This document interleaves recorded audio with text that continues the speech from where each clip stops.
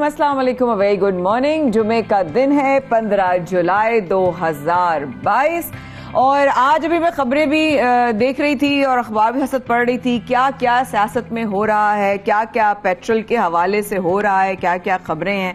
और साथ साथ ये बात भी कि आज के दिन 2006 में जनाब ट्विटर लॉन्च हुआ था, तो ये भी एक बहुत बड़ा दिन है। मैं ये सोची थी कि आज 2015 तो नहीं, ये 15 जुलाई को क्या हुआ था हिस्ट्री में। तो पता चला जनाब एक one of the mid generation या मिलेनियल की जनरेशन से कहें तो जनाब ट्विटर की जो है वो लॉन्च आज के दिन हुई थी। और अगर बात करें कि आज के दिन में क्या क्या नई खबरें हैं तो कुछ पहले शुरू करते हैं। IMF के एग्रीमेंट के हवाले से हम काफी दिनों से इंतजार कर रहे थे कि भाई अब मिलेंगे अब मिलेंगे अब मिलेंगे, आखिरकार मिल तो गए, लेकिन साथ में पैकेज में और भी बहुत सारी चीजें आई, बहुत सारी शराइत आई। अच्छा, ऑनेस्टली हमें कोई परेशान होने की जरूरत नहीं है, हमें पहले भी एक्सपेक्टेशंस थी कि ये शराइत आ सकती हैं। हमें पहले भी पता था कि जनाब बहुत सख्तियां भी होंगी, उन लोगों की फरमाइशें भी होंगी और हमारे ऊपर जो है बहुत सारी तलवारें भी चलने वाली होंगी।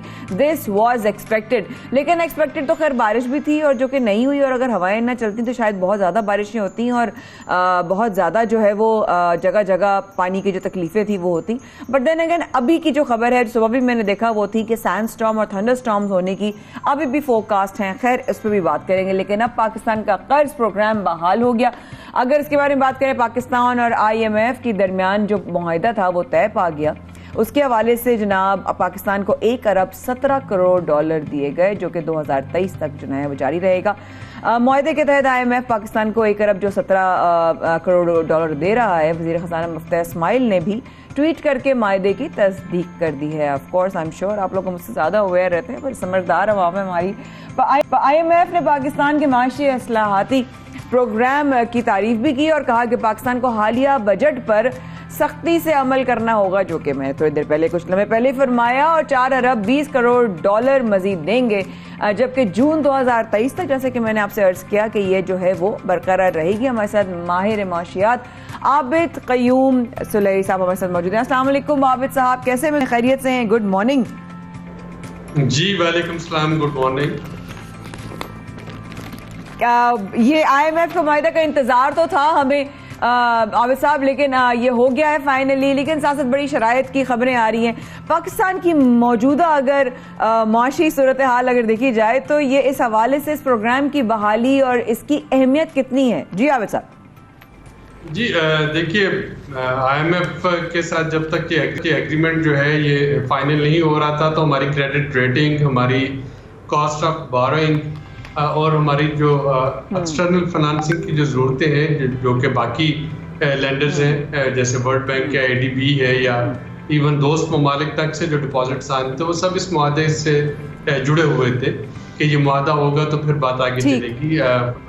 खुदा करके ये मुआहदा हो गया। अब इसको देखना है कि जो प्रायर एक्शंस हैं बोर्ड मीटिंग से पहले, यानी इस मुआहदे का मतलब ये नहीं कि आपको स्ट्रेट अवे अपरांत मिल जाएगी। इसका मतलब ये है कि पाकिस्तान और IMF कुछ इकदाम करने पे एग्री हो गए हैं, जो कि IMF की नेक्स्ट बोर्ड मीटिंग से पहले होते हैं, और उसके बाद फिर आपके पास वो ट्रांच जो है वो आएगी।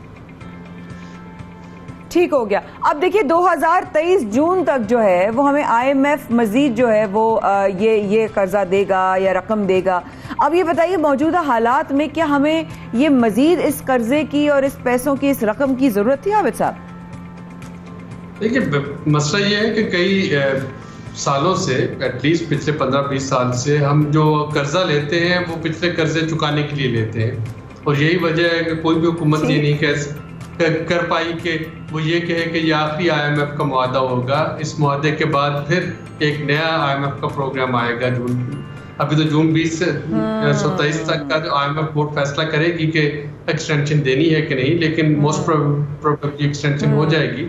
और उसके बाद जो भी इलेक्शन के बाद हुकूमत आएगी तो दोबारा से IMF प्रोग्राम में जारी होगी, क्योंकि आपकी एक्सटर्नल फाइनेंसिंग नीड, या दूसरे लफ्जों में कर्जा लेना जो है वो मजबूरी है। पिछले कर्जे इतने बढ़ चुके होते हैं कि हर हुकूमत आती है और उसको कर्जा लेने पर मजबूर होती है पिछले कर्जे चुकाने के लिए। एग्जैक्टली वो मजबूर, अब वो हमें हर दफ़ा यही चीज़ नज़र आ रही होती है, अगर आप मुझसे इत्तेफाक शायद करें, हर दफ़ा यही हमें नज़र आ रहा होता है कि अवाम के ऊपर ना फिर एक प्रेशर बिल्ड होने वाला है। तो कि मुझे ये इस वाले मुआहिदा जो अब हुआ है फाइनली, उस पर मुझे यही इशारे नज़र आ रहे हैं और यही है पाकिस्तानी अवाम की भी सोच और डर और खौफ, उनका सवाल भी यही है साथ में कि क्या मज़ीद अब सख्तियाँ, मज़ीद हम पे अब तलवारें गिरेंगी, मज़ीद टैक्स बढ़ेगा, मज़ीद हमारे ऊपर बोझ आने वाला है। जी आबिद साहब। देखिए, IMF ये नहीं कहती कि आप महंगाई कर दें। IMF सिंपल ये कहती है कि आप अपनी आमदनी और अखराजात में तवाज़ुन पैदा करें, या अपनी आमदनी बढ़ा लें जिसका मतलब कि टैक्सेस नए लगा लें, या फिर अपने अखराजात कम कर दें, जारी अखराजात जो बाकी जो अखराजात हैं। अगर हुकूमत नहीं करती है तो जाहिर है कि फिर उसको कर्जा लेना होता है। अब भी आमदनी बढ़ाने के लिए जो मुआहदे की तफसीलात हैं तो उसमें आपने एक लफ्ज़ पढ़ा होगा, टेक्निकल टर्म में उसे कहा गया है कि जी प्राइमरी सरप्लस, कि जो भी नया कर्जा लिया जाएगा वो पिछले कर्जों को उतारने के लिए इस्तेमाल होगा, वो नई एक्टिविटीज़ के लिए इस्तेमाल नहीं होगा। टैक्सेस जो हैं वो ज़ाहिर है बढ़ाने होंगे, उसके साथ साथ गैस की कीमतों में इजाफा, बिजली की कीमतों में इजाफा, चूँकि जो पावर सेक्टर का सरप्लस डेट है पिछले साल का वो 860 अरब रुपए को जा पहुंचा है। टोटल 1300 अरब रुपए की बिलिंग होती है और 860 रुपए अगर उसमें से वसूल नहीं होते या वो आपके लॉस में जा रहे हैं तो उसका मतलब है कि पावर सेक्टर में शदीद रिफॉर्म्स की ज़रूरत है, तो वहाँ पे महंगाई बढ़ेगी। तो ये एनर्जी और स्पेशली यूटिलिटी की जो कॉस्ट है ये तो बढ़ेगी। टैक्सेस जो है एक रिकॉर्ड रेवेन्यू टारगेट है जो कि पाकिस्तान को मीट करना है, वहाँ पे महंगाई बढ़ेगी। तो ये अगला जो पूरा साल है, अगर यानी कि महंगाई बढ़ेगी ना। देखिए ना, महंगाई का तूफान तो वैसे ही हमारे ऊपर कम नहीं था। अभी सब आपने खुद ही तस्दीक कर दी, मेरा सवाल तो खाली जहन में था और आपने खुद ही जवाब दे दिया कि महंगाई का तो तूफान आएगा। अब इस तरीके से ये कीमतें बढ़ गई हैं हमारे सामने, ऑब्वियसली इसमें अखबार भी सख्त पड़ रही है सुबह सुबह 92 का। तो अब ये कहते हैं कि पेट्रोल 18.5 और डीजल जो है वो 40.54। अब ये जो इस वक्त सस्ता हो रहा है और ये IMF के सामने सिचुएशन आ रही है, हम आम आवाम बड़ी कंफ्यूज हो रही है। बिकॉज आप कह रहे हैं IMF ये नहीं कह रहा महंगाई करो, लेकिन IMF ये कहता है कि अपने खर्चे कंट्रोल में करो। तो क्या आपको लगता है हम उस सिचुएशन में हैं कि अपने अखराजात कंट्रोल में कर सकते हैं? माइंडसेट के भी हवाले से बात कर रही हूँ और फाइनेंशियल और जो है प्रैक्टिकल सवाल भी कर रही हूँ। जी सर। प्रैक्टिकली स्पीकिंग, कोई भी हुकूमत जो कि अपने इलेक्शन ईयर में हो, आखिरी साल हो उसका, और मौजूदा हुकूमत का तो पहला साल है और आखिरी भी बन रहा है इलेक्शन से पहले, तो उससे ये कहा जाए कि वो अपने तमाम अखराजात कम कर दे, वो उसके लिए प्रैक्टिकली या पोलिटिकली पॉसिबल नहीं होता है। ये जो पेट्रोल और डीजल की कीमतें हैं ये अब हमें ज़हनी तौर पर तैयार रहना चाहिए कि ये आलमी मंडी से जुड़ी हुई है। जब कीमतें बढ़ाई गई थी तो तब $120 पर बैरल तक पेट्रोलियम प्राइसेस थी क्रूड की। आज वो कीमतें गिर के $98 पर बैरल पे आ चुकी हैं। इसी तरह से मैं तनाज़ुर में बताता चलूँ कि जब पिछली हुकूमत ने कीमतें कम की थी तब $71 पर बैरल थी। तो अगर आपकी कीमतें कम होगी तो आप अपनी पेट्रोलियम मसनूआत जो हैं उनकी कीमतों में कमी ला सकेंगे। जो नहीं कर पाएंगे वो होगा जो उस पर लेवी है 10 रुपये और 5 रुपये, वो लेवी कम नहीं हो सकेगी। IMF के मुआहदे के तहत उसको 50 रुपये पर लीटर तक लेके जाना है, लेकिन उसके अलावा अगर कुशन मिलता है आलमी मंडी में तो हुकूमत उसको कम कर देगी। अगर 1 अगस्त तक ये कीमतें इसी तरह से रहती हैं तो शायद ये कीमतें सस्टेन रहें। अगर बढ़ गई तब तक तो दोबारा से कीमतें बढ़ाना पड़ेंगी। तो हमें ये तैयार रहना चाहिए कि इन कीमतों में उतार चढ़ाव आता रहेगा हर 15 दिन में, और यही वजह है कि ये 15-15 दिन के लिए उनकी अनाउंसमेंट की जाती है। मुझे आबिद साहब एक सवाल जहन में आ रहा है। मैं आपसे बिल्कुल एक आम इंसान की तरह एक सवाल कर रही हूँ। भूल जाइए कि मैं माया खान हूँ या मैं न्यूज़ शो पर आपको एज एन एंकर सवाल कर रही हूँ।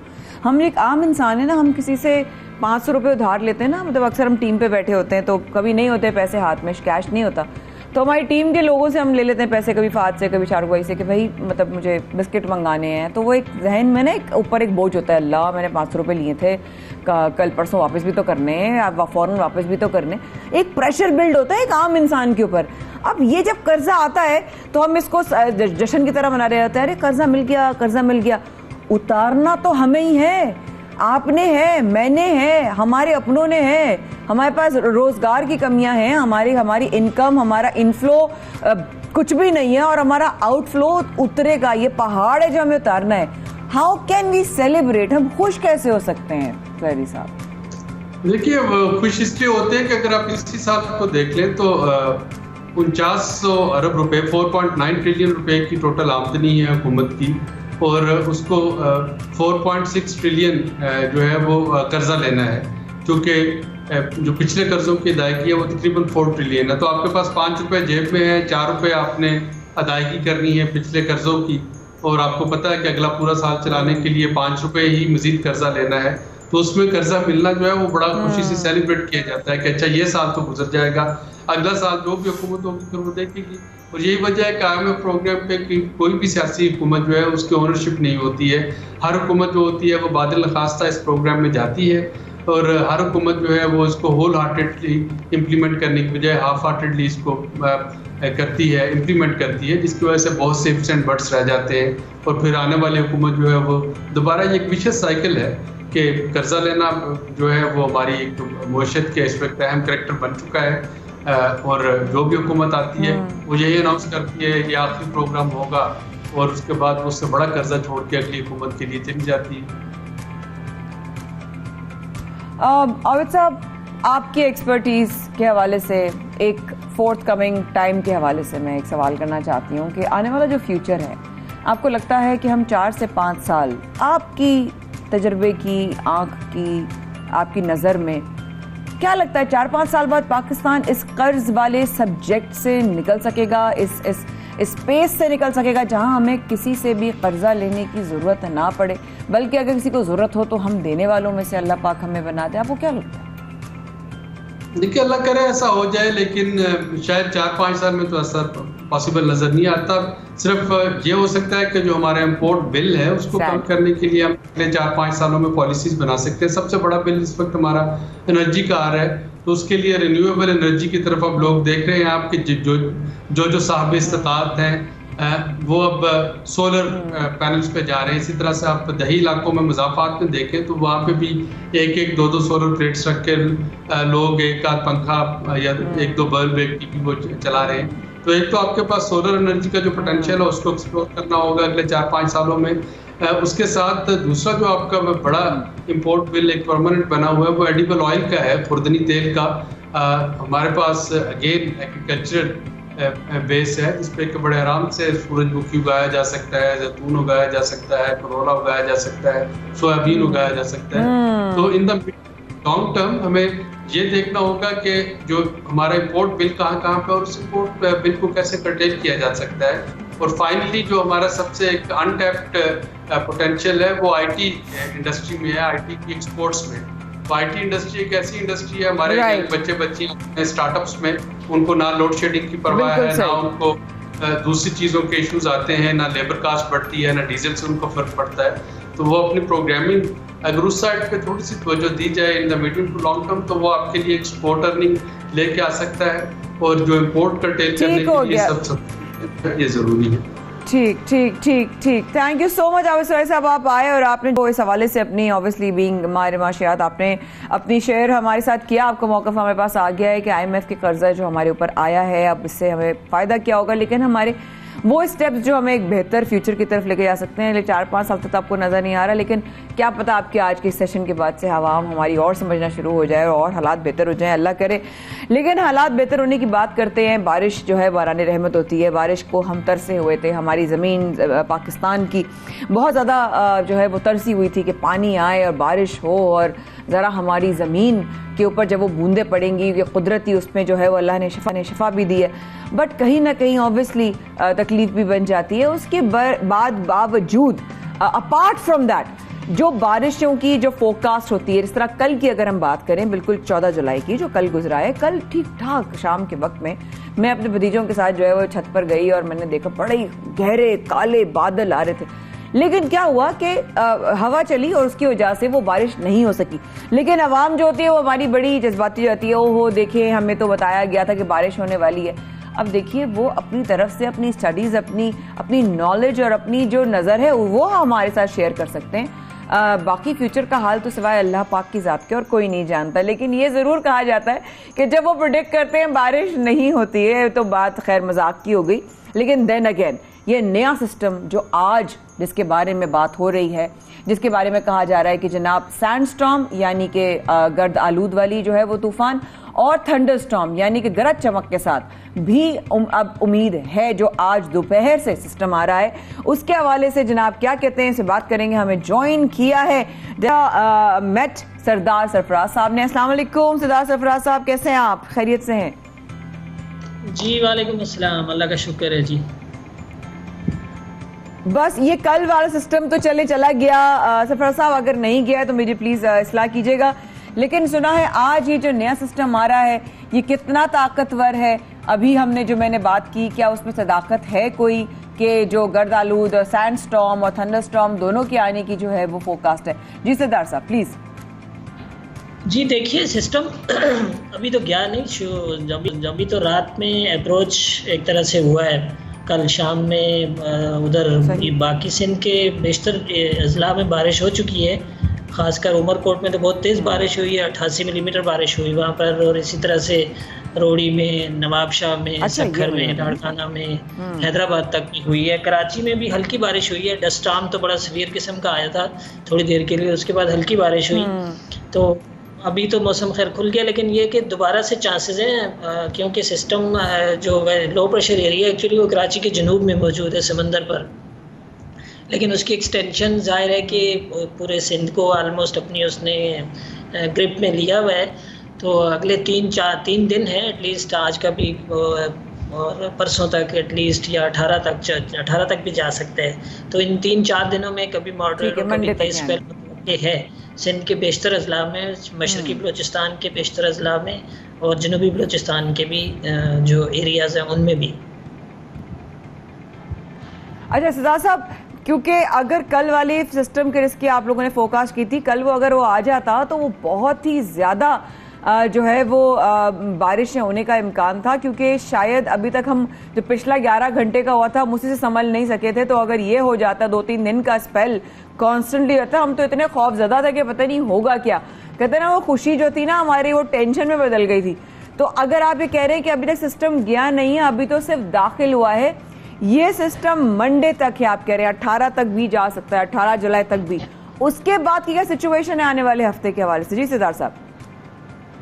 देखिए, पहली तो ये क्लियर कर दूं कि ये वही सिस्टम है। कल ऐसा नहीं है कि कल जिसने आना था वो आके रुक गया या ख़त्म हो गया, ये उसी की कंटिन्यूएशन है। 14 से 18 के दौरान के लिए कहा गया था कि इस दौरान में इसका ये पूरे सिंध का ज़ाहिर किया जाता है इंक्लूडिंग कराची, तो उसमें यही कहा गया था कि 14 से 18 के दौरान कभी मॉडरेट और कभी तेज़ स्पेल होगा। तो अभी तो 14 गुजरी है रात में, कहीं के मैंने जैसे आपको बताया कि ईस्टर्न सिंध में तो तेज़ बारिश हुई है, सेंट्रल सिंध, ऊपर अपर सिंध में भी हुई है अच्छी खासी, लेकिन कराची में उतनी नहीं हुई। तो आज के बाद भी अभी वही सिस्टम मौजूद है, अभी कराची के अराउंड नीचे जनूब में मौजूद है लो प्रेशर एरिया, तो उसका इन्फ्लुएंस है। और इसकी आज दोबारा से उसकी बिल्डअप होगी। शाम में अमूमन बिल्डअप होती है, दिन में जब गर्मी वर्मी पड़ती है उसको कन्वेक्शन से कन्वेक्टिव एनर्जी मिलती है फिर बिल्डअप होकर शाम में ज़्यादा चांस। मैं सुबह में निकल रही थी ना सरदार साहब, तो मैंने देखा कि बहरे अरब की तरफ या पोर्ट कासिम की तरफ, या वो पोर्ट कासिम कह रही हूँ, अपने जो हमारे समंदरी एरिया जितना भी उस तरफ, उस रुख की तरफ इतने काले बिल्कुल घने बादल, और इस तरफ देखा मैंने जहाँ पे वो सूरज जो है वो तुलू हो रहा था, वहाँ पे बिल्कुल साफ आसमान। तो अल्लाह की कुदरत बड़ी खूबसूरत। लेकिन मैं समझना चाह रही थी कि ये बादल आ रहे हैं या जा रहे हैं, क्योंकि हवा का समझ नहीं आ रहा था, रुख हर तरह से हवा चल रही थी। तो हम क्या, अभी आपने इस तरह कहा ना ये सिस्टम, यानी कि हम इसके बीच में अभी हैं, ऊपर हमारे बादल मंडला रहे हैं, ऐसा ही है ना सर? जी जी बिल्कुल ऐसे ही है। एक्चुअली मैंने कहा ना कि जो उसकी जो कोर है, जो सेंटर है, वो कराची से नीचे जनूब में है समंदर में। जो पिछला सिस्टम हमने बर्दाश्त किया है 4 तारीख से लेके 11 तक या 12 तक बारिशें होती रही वक्फे से, और आखिरी उसका जो हिस्सा था उसमें बहुत तेज़ बारिश हुई कराची में। तो वो उसका ज़्यादा हिस्सा लैंड पर था और कम सी पर था। इसका ज़्यादा हिस्सा समंदर पर है और लैंड पर कम है, लेकिन स्टिल ये उससे तकरीबन उसी शिद्दत का सिस्टम है, या आगे चलकर हो सकता है उससे कोई थोड़ी सी ज़्यादा शिद्दत इख्तियार कर ले, क्योंकि समंदर पर अगर ये एक आध दिन 1.5 दिन स्टेशनरी हो जाता है कोई भी वेदर सिस्टम, तो वो फिर ज़्यादा मॉइस्चर ज़ाहिर है पिक करता रहता है, तो स्ट्रांग हो जाता है। तो अभी पूरा इम्कान है। लेकिन साहब मैंने ना सुबह में ये मट्टी उड़ते हुए भी बहुत फील की थी, ये सैंडस्टॉर्म का भी होने का कोई खदशा है क्या? डस्ट स्टॉर्म, जी बिल्कुल, जैसे कल डस्ट स्टॉर्म हुआ, असल में हीटिंग जब होती है साथ में मॉइस्चर भी होता है, तो आज भी जैसे आपने देखा कि मौसम खुल गया है, सुबह में तेज़ धूप है और विंड जो है बिल्कुल उधर से चल रही है, नॉर्थ ईस्ट से, यानी मशरक शुमाल मशरक की हवा चल रही है। तो इसका मतलब है कि दोबारा से चांसेस होंगे, आज शाम में गर्मी दिन में पड़ेगी तो आफ्टरनून में फिर चांसेस होंगे कि फिर आंधी चले और उसके साथ फिर तेज़ शावर्स हो बारिश हो शाम में भी और रात में भी। बिल्कुल ठीक है सराज साहब, आपका हमने टाइम लिया। आई रियली होप आप बारिश एंजॉय कर, आपके लिए भी खैर आफियत वाले मामले हो। Thank you so much for your time. आप हमेशा वक्त देते हैं और आप आकर हमारे साथ शेयर करते हैं और हमें आगाह करते हैं आने वाले जो मौसम की सूरत हाल है उससे। सदात सरफराज साहब हमारे साथ मौजूद थे इस वक्त, डायरेक्टर मेट है। उन्होंने बताया कि सिस्टम से बाहर निकले नहीं है, सिस्टम में अभी हम हैं, बस हम बादलों के सिस्टम में और किसी सिस्टम में हम नहीं रहना चाहते। हमें उस दूसरे सिस्टम से भी रहने की जो आदत होनी चाहिए। एक और भी आदत है इस वक्फे के बाद हमारे साथ रहने की। Please do stay with us. सवेरे पाकिस्तान में हम कर रहे हैं आपका इंतजार। अपनी चाय का कप अपने हाथ में रखिए और देखते रहिए।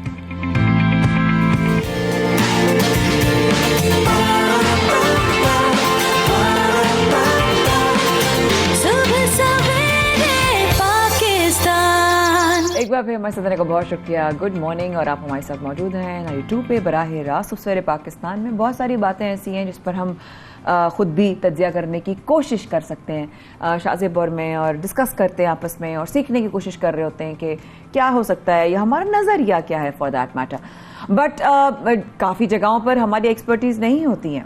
और अगर हम बात करें पाकिस्तान की सियासी सूरत हाल की, पाकिस्तान की मौजूदा डिफरेंट सिचुएशंस जिसका असर डायरेक्टली सियासत की वजह से पड़ता है आवाम पर या उनके हालात पर, उसके ऊपर बात करने के लिए अगर कोई ऐसे सीनियर सियासी शख्सियत हो, इन्होंने बड़े नशेब फराज भी देखे, उतार चढ़ाव भी देखे, और उनकी शहर का, जिस शहर की बात हो रही है शहर कराची के मेयर भी रह चुके, उनसे अगर बात करें और पूछें कि ये हालात जो हो रहे हैं, सिचुएशन से जब हम गुजर रहे हैं, इसकी एक तो सिचुएशन क्यों है, क्या हमने खुद ही अपने ऊपर ये सिचुएशन लेकर आए हैं या हमने ला दी है, या यूं कहिए कि हम खुद ही जिम्मेदार हैं अपने हालात के। तो ये कहना गलत नहीं होगा। तो इन चीज़ों की हकीकत दरअसल है क्या, ज़्यादा वक्त नहीं लेती क्योंकि मेरे बहुत ही मोहतरम हैं और बहुत ही प्यारी शख्सियत भी है हमारे साथ, सीनियर सियासतदान डॉक्टर फारूक सत्तार मौजूद हैं। अस्सलाम वालेकुम फारूक भाई, अ वेरी गुड मॉर्निंग, सुबह खैर, कैसे हैं?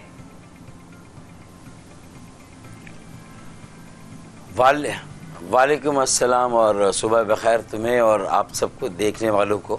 और मैं ठीक हूँ, अल्लाह का शुक्र है। बस जिस हाल में पूरा मुल्क है, हम हैं, कराची वाले हैं, सब एक ही जैसे हाल हैं, सबकी सफरिंग्स एक जैसी है, तजुर्बे एक जैसे हैं, और जो कुछ भी हो रहा है वो अच्छा नहीं। और अल्लाह ताला सबको अपनी जिम्मेदारियाँ पूरी करने की तौफीक दे, बेहतर समझ बूझ दे, अच्छे फैसले करने की तौफीक दे, यही कहूँगा मैं।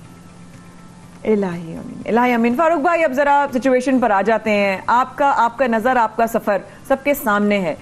मैं तो बहुत छोटी सी इंसान हूँ, मतलब मैं आपसे क्या सवाल करूँ, लेकिन इस वक्त जो हम परेशान हो जाते हैं बारिशों के होने की खबर से, फिर जब बारिश होती है, जो हालात हुए हैं, फारूक भाई आपने अभी खुद ही कहा कि हम सब देख रहे हैं, हम सब उन्हीं हालात से गुजर रहे हैं। कौन है रिस्पॉन्सिबल, जिम्मेदार है कौन आखिर?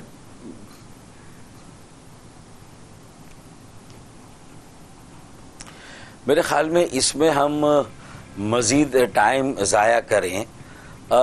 मैं बहुत ही मुख्तसर for the sake of brevity of time मैं ये कहूँगा कि सारी सियासी जमातें, सारी माजी की हुकूमतें, मौजूदा हुकूमत, वफाकी, सूबाई जो अभी कुछ महीनों पहले तक थी और जो आज है, या सूबाई हुकूमत जो गुज़िश्ता 14 सालों से बिला शिरकत खैर दही इलाकों के मैंडेट और एक अक्सरियत जो मसनूई है, जहां मरदमशुमारी में कराची की आबादी को मुसलसल कम करके गिना गया हो, और उसके बाद यहाँ के फैसले भी बड़ी ढिठाई के साथ वो करे, और यहाँ जो लोग हों उनके साथ उस तरह का सलाह मशवरे का कोई अमल ना हो, तो फिर इसका मतलब है आगे पीछे, चाहे वो देखें, ईमानदारी की बात है, पीपल्स पार्टी को अगर हम सबसे ऊपर रखें, फिर उसके बाद हम MQM को भी रखें, फिर उसके बाद PTI को भी रखें, तो कोई भी अपने दामन को ये नहीं कह सकता कि उसका दामन साफ है, माँ सिवाय उस खुशकिस्मत जमात के कि जिसको गुज़िश्ता कई सालों से कम कराची में उतना मैंडेट नहीं मिला, तो वो खुशकिस्मत है कि वो कह सकते हैं कि इस बिगाड़ में उनका कोई बराह रास्त हिस्सा नहीं है। अच्छा, फिर ये कसीरुल इदारियाती शहर है, मल्टीपल एजेंसी कंट्रोल शहर है। फिर 140 के तहत जो इख्तियारात, बल्दियाती इख्तियारात, वसाइल, एक मौसर बल्दियाती निज़ाम इस शहर को और पूरे मुल्क के बड़े शहरों को, छोटे शहरों को मिलना चाहिए। जो पिटीशन मेरी थी, जो कि फरवरी के महीने में गालिबन गुलजार अहमद शेख साहब ने अपने आखिरी रोज़ जब वो चीफ जस्टिस के थे, उन्होंने फैसला हमारे हक़ में दिया, मेरे हक़ में दिया, उस पर अमल दरामद ना और उस पर MKM और पीपल्स पार्टी के दरमियान लड़ाई हो रही हो, तो ये तो जनरली सारा वो पस मंज़र है कि मल्टीपल एजेंसी कंट्रोल, सारी पोलिटिकल पार्टियों एक दूसरे के पीछे हाथ धो के पड़ जाना, करप्शन के इल्जामात लगाना, कहना कि वो जिम्मेदार है, मैं बिल्कुल पाक साफ हूँ, मेरा दामन बिल्कुल साफ है, ये सारी बातें गलत है।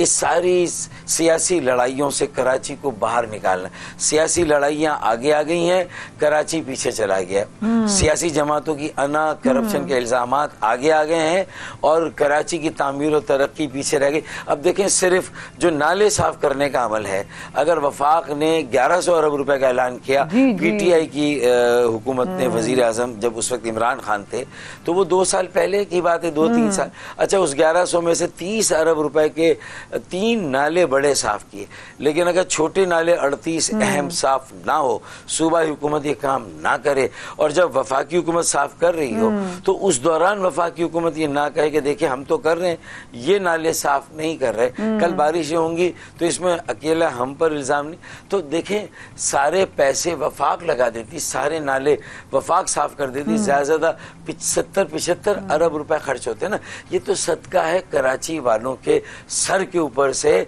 कि जो 75 सालों से कराची इस मुल्क को, यानी कराची चलता है तो पाकिस्तान चलता है, कराची चलता है तो पाकिस्तान पलता है। और अभी आपने ये सूरत हाल कर दी कि ये तो बल्दियाती इदारों, शहरी इदारों, ज़िलाई और सूबाई इदारों की खुशकिस्मती है कि डिफेंस हाउसिंग अथॉरिटी या कैंटोनमेंट के इलाकों के हालात कुछ अच्छे नहीं है। वो कहते हैं ना कि एक ही सफ में खड़े हो गए डिफेंस और नाज़माबाद, ना कोई बर्गर रहा ना कोई बन कबाब, तो ये बर्गर और बन कबाब बराबर हो गए।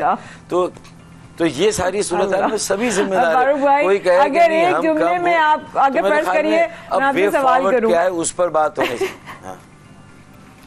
बिल्कुल, एग्जैक्टली, वे फॉरवर्ड क्या है, क्योंकि बल्दियाती इलेक्शंस करीब हैं, एक दूसरे के ऊपर इल्जाम तराशियां, पॉलिटिकल स्कोरिंग।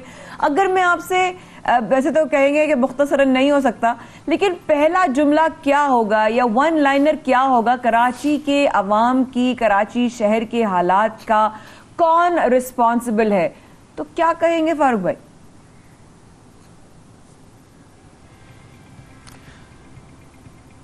देखें, ये सवाल जो है, इसमें सबसे बड़ी जिम्मेदारी बहरहाल पाकिस्तान पीपल्स पार्टी की आती है, जिसके पास Karachi water and sewerage board भी 14 सालों से है और अभी तक है।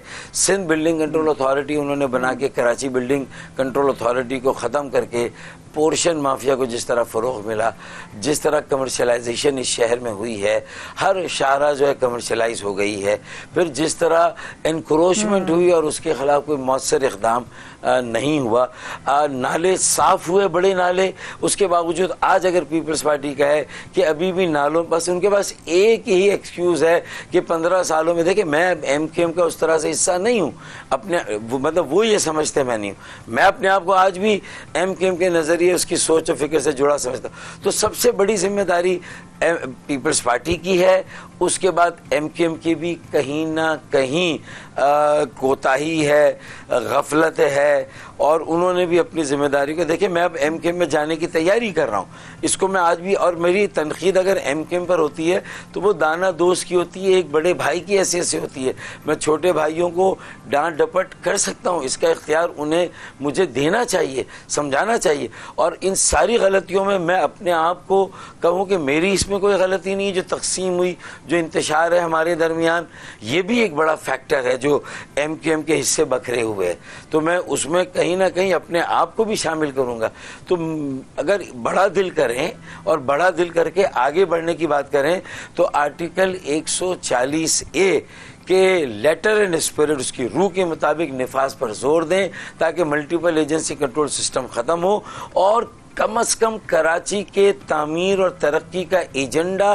देखिए, कोई एक जमात, कोई एक तबका, कोई एक फ़र्द जो मेयर बन भी जाए, किसी भी जमात का हो, बाकी जमातें उसकी लैग पुलिंग करेगी, करप्शन के इल्ज़ाम लगाएगी, उसको मेगा प्रोजेक्ट्स के लिए जो खरबों रुपए चाहिए वो नहीं मिलेंगे। कराची 4000 अरब रुपए के टैक्स देता है रेवेन्यू, उसे 40 अरब की खैरात मिलती है, 400 अरब मिलनी चाहिए। उसी सूरत में मिलेंगे जब Karachi urban development commission article 149(4) के तहत बनेगा। उसमें तमाम सियासी जमातों के सीनियर तजुर्बेकार, अच्छी इंटेग्रिटी, अच्छी शोहरत रखने वाले लोग, फिर बिल्डर, सनतकार, ताजर और फिर इसके अलावा सीनियर जजेस या रिटायर्ड जजेस, जुडिशरी के लोग, अगर ये 25 रुकनी कमीशन बन जाए, लेजिस्लेशन हो जाए कौमी असम्बली सेनेट से और सिर्फ तरक्कियाँ, तो ये एक काम होगा।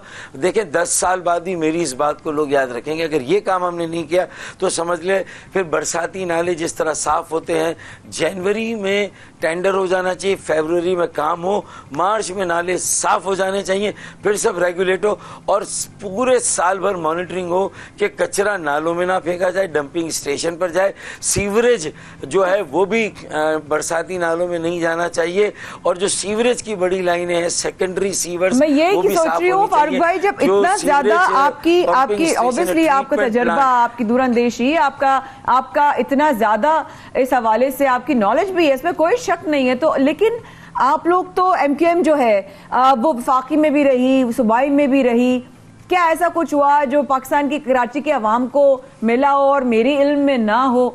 ये इस तरह का सिस्टम पर तो पहले भी काम हो सकता था, कभी नजर नहीं आया। हम हमेशा कहीं ना कहीं जरा सा बारिश ज्यादा हो जाए हमारी लाइफ, मतलब क्या क्या सुनने को मिल रहा है मुझे कि जी जो बड़े बड़े हमारे नालों के वो थे उसमें तो जो बिल्डिंग्स बन गई हैं, मतलब हम क्या कहाँ खड़े, क्या सिरे से नया शहर बनाना पड़ेगा, खोदना पड़ेगा, क्या होगा, क्या हमें तो नजर नहीं आ रही है सिचुएशन। जी फारूक भाई।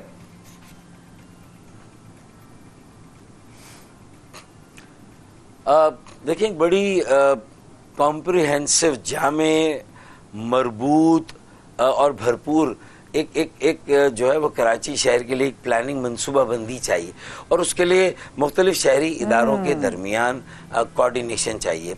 अगर नालों को साफ करना है, चाहे ये इंक्रोचमेंट, तो नालों के साथ थोड़ा नाअहलों को भी तो कहीं ना कहीं साफ करना होगा ना। और नाअहलों में सीधी सी बात है, जब इख्तियारात, वसाइल और मौसर बाइख्तियार बल्दियाती निज़ाम बन जाएगा तो भाई जिसकी जिम्मेदारी होगी उसके पास इख्तियारात भी होगा। देखिए ना, responsibility devoid of authority is not for an effective government. Farooq भाई, बात कर रही हूं मादर, लेकिन जिम्मेदारी आप लोगों पर भी तो थी, मेयर को 4 साल रहना नहीं चाहिए।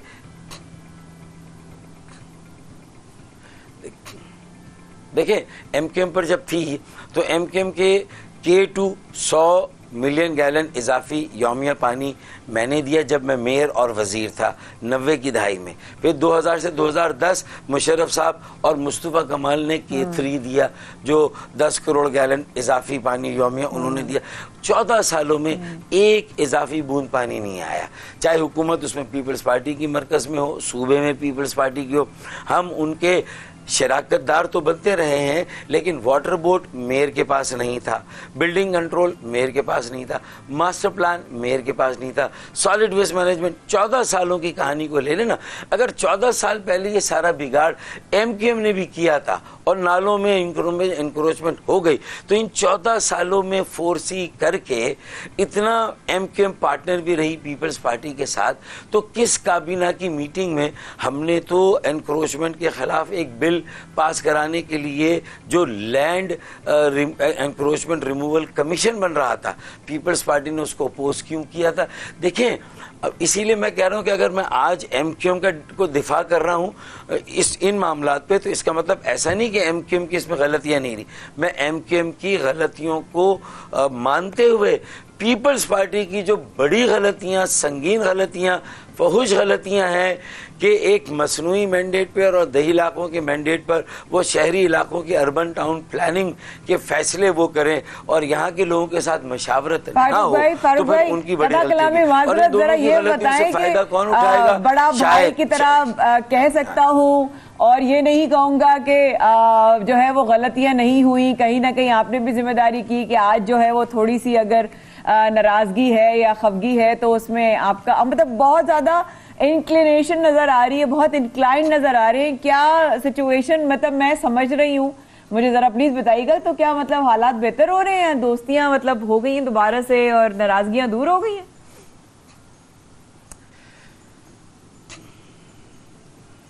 देखिए, अब तो it is a matter of public knowledge, ये बात तो लोगों के इल्म में आ गई है ना कि मेरा या मेरे और तमाम साथियों का MQM में वापस जाने का एक सिलसिला कायम हो रहा है और उसके लिए डॉक्टर खालिद मकबूल सिद्दीकी और उनकी राब्ता कमेटी जैसे ही कोई दिन तय करेगी, कुछ छोटी मोटी बातें हैं कि 30 जून को उनके साथ अगर मेरी मुलाकात हुई और फिर बात आगे बढ़ी और मैं मुतमईन हुआ उनकी, देखिए रियलाइजेशन सब जगह होनी चाहिए कि हाँ हमसे क्या क्या गलतियां हुई हैं। और तो अगर ये रियलाइजेशन मुझे एक बड़े लेवल पे बड़े पैमाने पे प्रिवेल करती हुई नज़र आ रही है तो एक माहौल साजगार नज़र आ रहा है। MQM को बचाना है ताकि MQM का मजबूत और मुस्तहकम होना, ये सिर्फ महाजिरों के लिए नहीं, देख रहे हैं कि आप वापस हर इलाके हर ज़बान लेकिन फारूक भाई आपने 23 बोला या 30 और जुलाई की बात की ना आपने आगे आने वाली डेट्स में, 23 जुलाई या 30 जुलाई?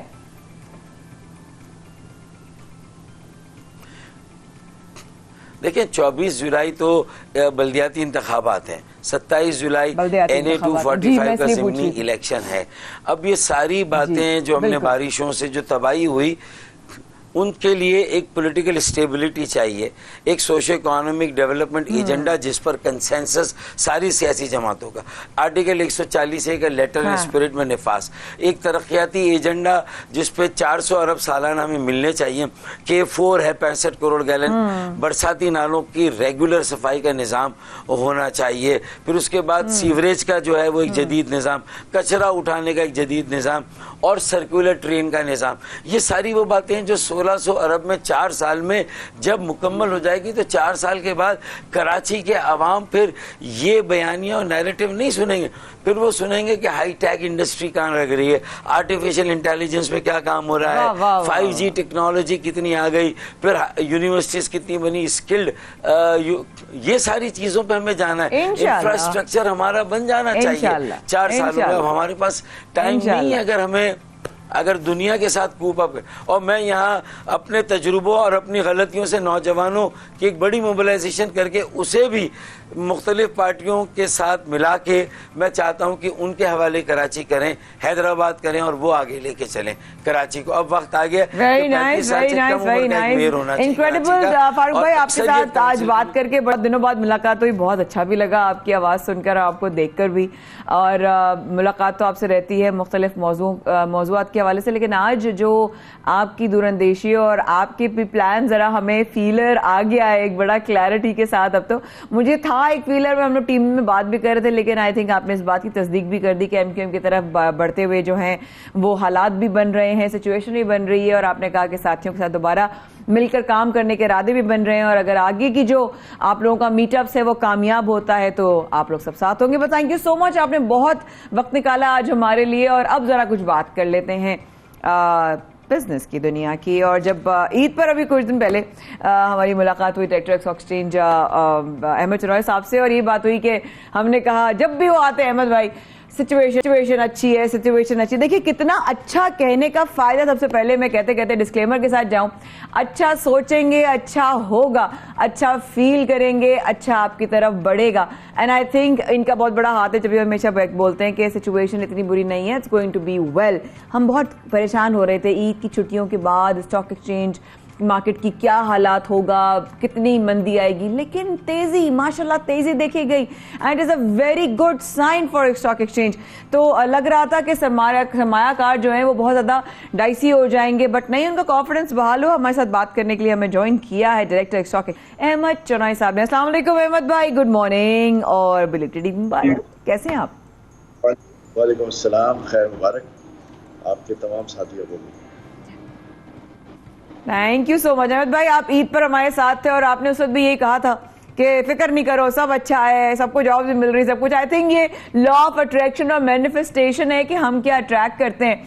बट अगर हम अभी तक देखें तो मजमूई तौर पर मार्केट की सूरत हाल क्या है, जरा वहां से आप शुरू कीजिएगा ताकि हम आगे सिचुएशन को, डिस्कशन को आगे लेके चलें। जी अहमद भाई। बिस्मिल्लाहिर्रहमानिर्रहीम। देखिए, ईद के फौरन बाद जो है वो कल और परसों जो है वो अच्छी रैली बनी और कल बड़ी पॉजिटिव न्यूज़ थी। IMF का जो लोन एक्सेप्टेंस एप्लीकेशन का मामला था और इसके बाद रात को जो है वो फ्यूल प्राइसेस में कमी। तो मैं समझता हूँ बाय एंड लार्ज पाकिस्तान के ऊपर अल्लाह ताला मेहरबान हो रहा है। और अगर हम बाकी सारी चीज़ें देखें इंटरनेशनली, तो इंटरनेशनली हमारी जो भी कमोडिटी प्राइसेस हैं बशमूल ऑयल के, वो आपने पिछले 2 हफ्ते में देखा कि बहुत ज़्यादा गिरी है, एक मैनेजेबल लेवल पर आई हैं। और आज जो फ्यूल का प्राइस है $90 के लगभग है। साथ साथ जो एक सबसे बड़ी कमोडिटी है जिसका सच्ची बात है मुझे परेशानी थी, क्योंकि पाकिस्तान के 70% एक्सपोर्ट जो है वो उस पर बेस करता है, दैट इज टेक्सटाइल्स। और कॉटन की जो प्राइसेस थी वो सारी दुनिया में जो है वो $1.50 पर टच कर गई थी एक वक्त में 2-3 महीने पहले, और ये नीचे आते आते हम इस लेवल पे आ गए हैं कि आज अभी मैं देख रहा था कि हम तकरीबन 83-84 सेंट्स पे आ गए हैं। इसका मतलब है कि तकरीबन 45% या अगर इसको 150 से कंपेयर करें तो शायद 100% के करीब जो है वो हमने इसमें डिक्रीज देखा है। और ये डिक्रीज जो है वो बड़ी खुशाइन बात है, इसलिए कि कॉटन की प्राइसेस बड़ी अनरिस्ट्रिक्ट होती जा रही थी। पाकिस्तान का इन्हिसार टेक्सटाइल एक्सपोर्ट पे था। पाकिस्तान इस वक्त अपनी कॉटन की ज़रूरियात का तकरीबन 35% के करीब इम्पोर्ट करता है, और ये सब कॉटन है और साथ में टेक्सटाइल्स के दूसरे फाइबर है, हम सबको मिला लें तो शायद हम 50% के करीब इम्पोर्ट कर रहे हैं। तो डिपेंडेंसी बढ़ती जा रही थी। आज जो पोजीशन है उसमें पाकिस्तानी कॉटन जो है वो मैं समझता हूँ पूरी दुनिया में इंटरनेशनल प्राइसेस को कंपेयर कर लें तो हम सबसे ज़्यादा सस्ते हो गए हैं। इसका इफेक्ट मार्केट पे बहुत अच्छा आएगा, और ये इफेक्ट आएगा कि पूरी दुनिया में पाकिस्तान की तरफ एक डिमांड आएगी। जब ये डिमांड आएगी तो हमने जो इतनी बड़ी इंडस्ट्री अभी लगाई है जिसमें $3 बिलियन की सिर्फ मशीनरी हमने आखिरी 2-3 साल में मंगवाई है, तो मैं समझ ये सारी काम में आ जाएंगी। निशानी थी कि इतनी बड़ी इंडस्ट्री लगाने के बाद हम इसका एक पर्पसफुल यूज कर सकेंगे कि नहीं कर सकेंगे, लेकिन मैं समझता हूँ कि yes, the answer is now yes, definitely कि हम कर पाएंगे और दुनिया भर के ऑर्डर्स पाकिस्तान में आएंगे। डॉलर वैसे ही डीवैल्यू हो गया है इंशाल्लाह। ये तो बहुत अच्छी बात है। तो इसका मतलब है अहमद भाई ये कहना गलत नहीं होगा कि छोटे सरमायाकारों का जो कॉन्फिडेंस जो है वो बहाल हो रहा है। मैं समझता हूँ इंशाल्लाह बहाल हो जाएगा, होने का प्रोसेस शुरू हो गया है। और ये आगे जो है वो टेक्सटाइल्स एक्सपोर्टर के लिए भी, टेक्सटाइल का कारोबार करने के लिए भी, और तमाम दूसरी कमोडिटीज जो सारी रेंज से बाहर हो रही थी अब वो सारी मैनेजेबल हो रही हैं। आपके लिए खुशखबरी ये है कि गोल्ड जो है वो पिछले 2-3 दिनों, लेकिन अहमद भाई साथ साथ जो है वो अगर हम ये देखें कि IMF प्रोग्राम का जो बहाली है वो मार्केट पर असर अगर करती है, डेफिनेटली अगर की बात ही नहीं करती, लेकिन आपकी नजर में वो क्या असर कर रही है? ऑब्वियसली कल हमें खबर भी आई कि हमारे ऊपर प्रेशर तो आएगा, जाहिर है उतारना तो हमें ही है, लेकिन व्हाट डू यू थिंक भाई मार्केट पे इसका रिफ्लेक्शन कैसे होगा?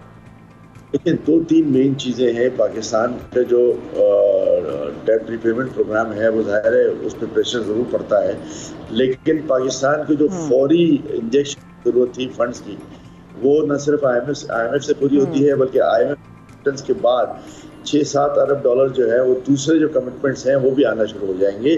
तो जाहिर है अगर एक कारोबार में फ्रेश लिक्विडिटी इंजेक्ट होती है तो हम नए प्रोग्राम्स कर सकते हैं, हम नए डेवलपमेंट इश्यूज कर सकते हैं और हमारी इंडस्ट्री को फ़रोग दे सकते हैं। तो ये सारी चीज़ें जो हैं बाय एंड लार्ज मैं समझता हूँ पाकिस्तान के लिए एक बेहतर सर्कमस्टांसेस हैं। चूँकि लोन जो हैं वो आइडियल सिचुएशन नहीं होती, लेकिन शायद जो तरक्की याफ्ता मुल्क हैं उनके लोन्स हमसे कहीं ज़्यादा भी हैं, लेकिन उनकी इंडस्ट्री चलती रहती है, इंडस्ट्री का पहिया चलता रहता है, इन एंड आउट्स होते रहते हैं। तो ये प्रोसेस जो है वो एक कोई प्रोसेस है और इसमें कोई वैसी परेशानी की बात नहीं है। अगर हमने लोन ज्यादा लिए हैं परेशानी की बात नहीं है। आप हमेशा इतने पॉजिटिव तरीके से माशाल्लाह देते हैं जवाब कि परेशानी की बात नहीं है। लेकिन अहमद भाई ये जरा बताइएगा प्लीज कि क्रिप्टो की तरफ बहुत ज़्यादा लोगों ने पैसे लगाया और वहाँ पर बहुत ज़्यादा लोगों का नुकसान भी हुआ, पैसा डूबा भी है। तो हमारी तरफ से ऐसे कोई प्रोग्राम्स या क्यों नहीं इस तरीके से कोई प्लान्स बनते हैं स्टॉक मार्केट में कि इस तरीके से लोग अगर कहीं और पैसा ना करें, अपने में पैसा डालें और फायदा भी उठाएं, क्योंकि ऑब्वियसली गाइडलाइंस मौजूद हैं। जी अमित भाई। देखिए, 2-3 चीज़ें बड़ी अहम है। क्रिप्टो करेंसी जो है वो अब तक पाकिस्तान में लीगली उसका एग्जिस्ट नहीं है, ये सारा काम इलीगली हो रहा है। और मैं समझता हूँ कि क्रिप्टो का जो टर्नओवर है, अंदाजा मेरा ये है, वो शायद पाकिस्तान स्टॉक एक्सचेंज के टर्नओवर से ज़्यादा है। तो 2 चीज़ें करने की ज़रूरत है। एक तो अगर इतनी बड़ी तादाद में लोग क्रिप्टो पर ट्रेड कर रहे हैं तो इस पे कमेटी ज़रूर बनानी चाहिए जो इस पे गौर करे कि इसको आया एक लीगल स्टेटस दे सकते हैं या नहीं, number 1। Number 2, by and large हमारी प्रायोरिटी ये रहनी चाहिए कि पाकिस्तान स्टॉक एक्सचेंज में हेल्दी इन्वेस्टमेंट जो हैं वो होते रहें। पाकिस्तान स्टॉक एक्सचेंज के लिफ्ट्स आने चाहिए, नई इंडस्ट्री आनी चाहिए और लोगों का एक आवाज कट गई। जी मैंने कहा लोगों का रुझान इस तरफ आना चाहिए। और फिर दूसरा तीसरा ये कि स्टॉक एक्सचेंज तो ये बाउंड नहीं कर सकता, लेकिन गवर्नमेंट को ये रेगुलेशंस आनी चाहिए कि जो स्टॉक एक्सचेंज में कंपनीज लिस्टेड हैं उनका एक मिनिमम डिविडेंड पे आउट का जो है एक फार्मूला तय होना चाहिए। ये ना हो कि आप री इन्वेस्टमेंट के बहाने पब्लिक को फैसिलिटेट ना कर रहे हो। अगर पब्लिक फैसिलिटेट नहीं हो रही तो एग्जैक्टली तो जिससे आप जितने ओपन माइंडेडली बात करें अमित भाई, मुझे लगता है जो आपने कहा ना कि यहाँ पर होने चाहिए और यहाँ पर लीगल करना चाहिए, मेरा ख्याल है सबसे पहले आप जरा बताइएगा अगर मैं सही कह रही हूँ कि ओपन माइंडेडनेस बहुत जरूरी है नई अपॉर्चुनिटीज के लिए, ग्रोथ के लिए, फाइनेंशियली ग्रो करने के लिए। हम 5 साल में भी अगर कर्जजात से नहीं निकल सकेंगे तो फिर किस तरीके से हमारा फ्यूचर होगा क्या? हमें क्या ओपन माइंडेड होने की जरूरत नहीं है अमित भाई? देखिए, एक तो ओपन माइंडेड बिल्कुल आपने सही कहा, और साथ में एक बड़ी प्रोग्रेसिव अप्रोच की जरूरत है। जब तक हमारी अप्रोच जो है वो कंजर्वेटिव रहेगी हम नहीं काम कर सकते। हम प्रोग्रेसिव अप्रोच के साथ काम करें, हम लोगों को काम करने के मौके दें, हमारा वन विंडो बिजनेस होना चाहिए और लोग फैसिलिटेट होना चाहिए। लोग फैसिलिटेट नहीं होंगे तो ये पिछले जो लोग फैसिलिटेट होना चाहिए। Thank you so much director stock exchange Amit Chaurasia हमारे साथ मौजूद थे। सो सॉरी अमित भाई आपकी बात काटनी पड़ी है, रियली अपोलोजाइज, लेकिन टाइम बहुत कम है, मुझे वक्त पे जाना है। लेकिन आप रखिएगा अपना ख्याल and stay blessed, have a very good day.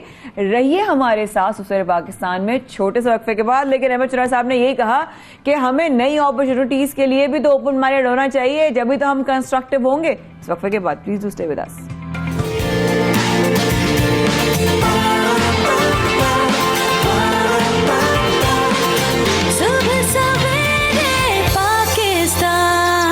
एक बार फिर हमारे साथ रहने का बेहद शुक्रिया। सुबह सवेरे पाकिस्तान में आप हमें बराह रास्त देख रहे हैं। शाहजेब और मैं करते रहते हैं आपको इंतजार। शाहजेब साहब इंशाल्लाह बहुत जल्द वापस आ रहे हैं। बहुत सारी शूट्स और बहुत सारी रिकॉर्डिंग्स आप लोगों के लिए सरप्राइज। अच्छा, मैं अक्सर ये सोचती हूँ कि कहाँ जाता है ना ये लड़का, लेकिन जब वापस आता है तो धमाके के साथ ना, मतलब कभी कोई कहीं संदूर तो कभी कहीं दूर तो कभी उधर चश्मे बद दूर। तो अब शुरू करते हैं जनाब अपना दूसरा सेगमेंट हमारा, और वो है क्रिकेट के हवाले से। कल ही हमने कवर किया था पाकिस्तान और श्रीलंका के टेस्ट क्रिकेट के हवाले से, क्योंकि वो जो सीरीज शुरू होने वाली थी उसका डायरेक्टली इंटरनेशनल क्रिकेट पे बहुत बड़ा जो है वो इम्पैक्ट रिफ्लेक्शन पड़ना था। लेकिन श्रीलंका के हालात को देखते हुए डर ये था कि क्या जो है वो दौरा जो पाकिस्तान की क्रिकेट टीम का है वो श्रीलंका का चेंज होगा, या सीरीज का जो ग्राउंड है वो चेंज होगा, कहीं और जाकर किया जाएगा। ऑप्शन में बांग्लादेश और यूएई भी आ रहे थे, क्योंकि ज़ाहिर हिंदुस्तान भी है साथ में। लेकिन बहरहाल अब पाकिस्तान और श्रीलंका के दरमियान पहला टेस्ट कल यानी कि 16 जुलाई से गॉल में खेला जाएगा। और पीसीबी का कहना है कि पाकिस्तान के दौरे श्रीलंका में कोई भी चेंजेस नहीं होने वाली हैं। दौरा स्केड्यूल के मुताबिक जारी रहेगा। क्रिकेट पर मजीद बात करने के लिए हमें ज्वाइन किया है सुसैर पाकिस्तान में सीनियर तज्जियाकार माजिद भट्टी साहब ने। अस्सलाम वालेकुम भट्टी साहब, कैसे हैं आप? गुड मॉर्निंग जी। वालेकुम अस्सलाम, आपको भी सुबह खैर माया।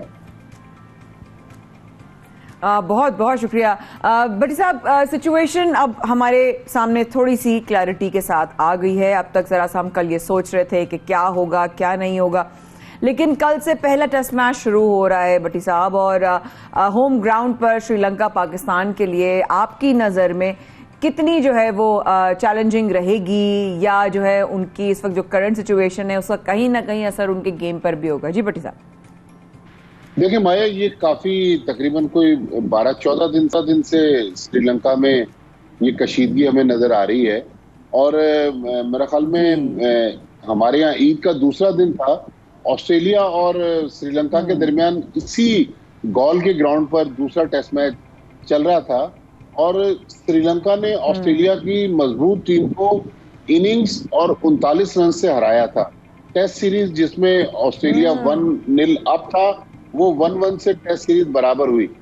उन्होंने अपने एक नए स्पिनर को, लेफ्ट आर्म स्पिनर को मौका दिया, प्रभात जयसूर्या। नॉर्मली तो जयसूर्या ने वो मैच खेलना नहीं था, लेकिन उनके रेगुलर स्पिनर जो थे उनको कोविड हो गया, वो खेले और उन्होंने डेब्यू पर 12 आउट किए और ऑस्ट्रेलिया के खिलाफ वो मैन ऑफ द मैच रहे अपने डेब्यू टेस्ट मैच में। और 1986 के बाद पहली बार ऐसा हुआ कि दुनिया के किसी लेफ्ट आर्म स्पिनर ने अपने डेब्यू पर 12 विकेटें ली। तो मेरा ख्याल में श्रीलंका हमेशा 12 विकेटें ली, एग्जैक्टली, हमेशा से अपनी कंडीशन में मुश्किल टीम रही है। लेकिन इस टीम को, जिसमें उनके अक्सर नौजवान खिलाड़ी हैं, चंदीमल, एंजेलो मैथ्यूज के अलावा, लेकिन मेरे ख्याल में पाकिस्तान के लिए अभी भी इश्क इम्तिहान बहुत सारे हैं इस मैच में। वाह वाह वाह वाह वाह वाह। तो क्या है ख्याल में, आपके ख्याल में भट्टी साहब, क्या शान मसूद की टीम में शमूलियत की कोई सिचुएशन बन रही है, कोई सिनेरियो क्रिएट हो रहा है इन योर ओपिनियन? देखिए, Shan Masood no doubt recently उन्होंने काउंटी क्रिकेट में तो 2 डबल सेंचुरियां भी बनाई, बड़ी धमाका खेज फॉर्म दिखाई और जबरदस्त वो बैटिंग कर रहे हैं। लेकिन मेरे ख्याल में क्योंकि वो ओपनिंग करते हैं तो ओपनिंग स्लॉट में तो हमारे पास इमाम उल हक और अब्दुल्ला शफीक हैं, तो शान मसूद मुझे इस पहले टेस्ट मैच में तो नजर नहीं आ रहे। लेकिन एक जो हल्की सी आप इनसाइड स्टोरी कह लें या जो उड़ती उड़ाती खबर मिली है कि शायद पाकिस्तान सलमान अली आगा को मिडिल ऑर्डर में टेस्ट कैप देगा, वो एज ए बैटिंग ऑलराउंडर खेलेंगे। वो ऑफ स्पिन भी करवाते हैं, लेकिन वो पाकिस्तान की वैसे नॉर्मल जो टीम ऑस्ट्रेलिया के खिलाफ कुछ हफ्ते पहले लाहौर में टेस्ट मैच में खेली थी। लेकिन आप देखें कि पाकिस्तान होम ग्राउंड पर ऑस्ट्रेलिया से टेस्ट सीरीज हारा कुछ हफ्ते पहले और श्रीलंका ने होम ग्राउंड पर ऑस्ट्रेलिया को शिकस्त दी इनिंग्स के साथ। तो मेरे ख्याल में पाकिस्तान के लिए काफी टफ होगा और पाकिस्तान के बैट्समैन, हमने पास्ट में भी देखा है कि जहां गेंद ब्रेक होता है हमारे बैट्समैन जो हैं वो स्ट्रगल करते हैं। लेकिन बाबर आजम, मोहम्मद रिजवान, इमाम उल हक, अब्दुल्ला शफीक, फवाद आलम, अजहर अली, अगर सलमान अली आगा खेलते हैं, पाकिस्तान के पास बैटिंग तो बहुत स्ट्रांग है। तो अगर बैटिंग में 300, लेकिन फिर बॉलिंग के लिए क्या वो होना चाहिए भट्टी साहब, कितने स्पिनर्स के साथ फिर मैदान में उतरे?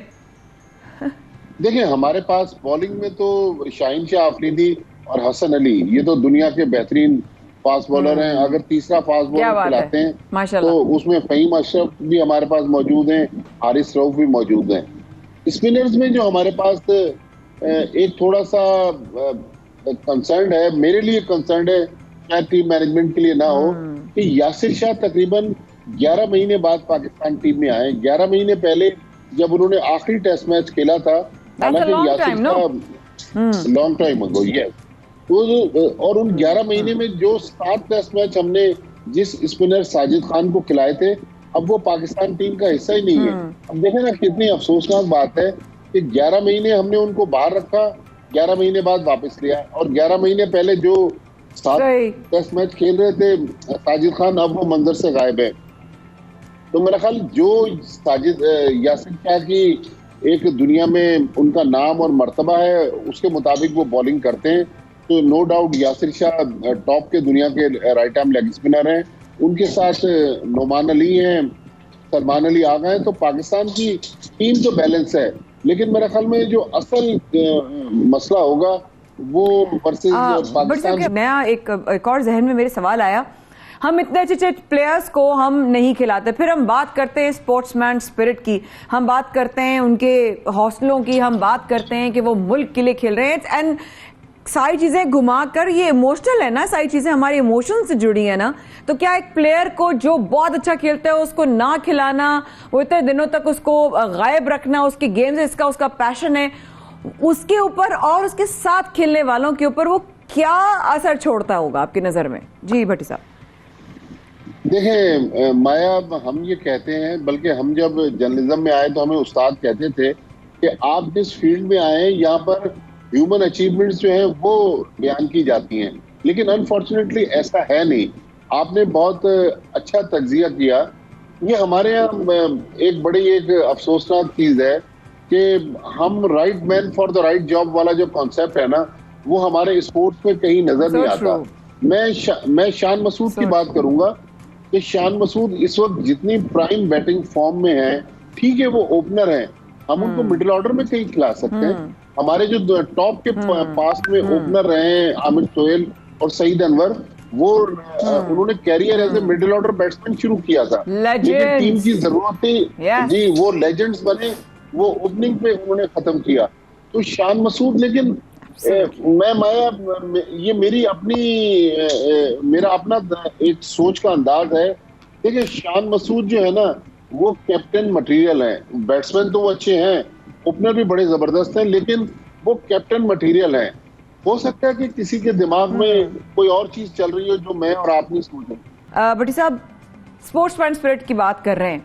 हमारे प्लेयर्स तो इतना बड़ा दिल रखते हैं कि अपने जो कंपेटिटर्स हैं उनके लिए भी हौसला अफजाई की बात कर रहे हो, तो हमें वाकई में एक नज़र हम देखते हैं कि हमें अंदर से, अपने घर के अंदर से जो है वो अप्रिसिएशन नहीं मिलता, या जो सपोर्ट चाहिए वो नहीं मिलती। और यहाँ पर हमारे प्लेयर बाबर आजम, विराट कोहली को जो है दिस टू शैल पास, ये एक ऐसा जुमला है जो बहुत लोगों को खुद भी हिम्मत देता है। लेकिन अगर ऐसे वक्त में आपका कंपेटिटर हो, आपका बहुत ही ज्यादा जो है वो ऑब्वियस हरीफ हो, उस वक्त आप उसको अगर ये बोले तो कितनी बड़ी और कितनी अच्छी बात है आपके ख्याल में? जी देखें माया, ये है तो बहुत अनफॉर्चुनेट चीज, लेकिन जाहिर है जब आपकी कश्ती डूब रही हो तो आप सोचेंगे कि पहले मैं खुद किनारे पे लग जाऊं, फिर दूसरों के बारे में सोचूं। तो नो डाउट बाबर आजम इस वक्त दुनिया के टॉप के बैट्समैन हैं और हमारे पूरी पाकिस्तानी कौम के लिए काबिल फख्र हैं।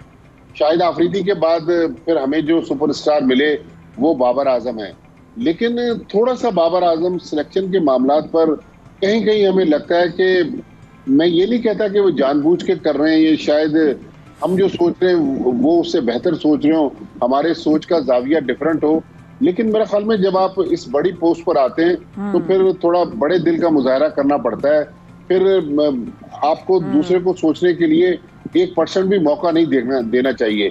तो मेरे ख्याल में बाबर आजम थोड़ा सिलेक्शन के मामले में उन्हें बड़े दिल का मुजाहरा करना चाहिए, खासतौर पर शान मसूद के बारे में, क्योंकि शान मसूद को पाकिस्तान का फ्यूचर कप्तान कहा जाता है।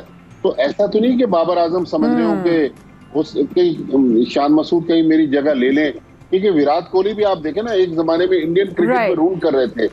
अब कल रात मैंने ट्वीट पढ़ा बाबर आजम का। थैंक यू सो मच भट्टी साहब, आपके जुमले से ये नहीं हो सकता है कि कहीं उनको विराट कोहली के साथ जो आज हो रहा है तो उनको ये ना लग रहा हो कि किसी के साथ भी हो सकता है, और जो कि सच है, हर उरूज को जवाल है, लेकिन हर चीज के लिए प्रिपेयर होना चाहिए और यहाँ पर प्रिपेयर रहें। इस छोटे से वक्फे के लिए हम अभी वापस आते हैं। बहुत शुक्रिया भट्टी साहब फॉर जॉइनिंग अस।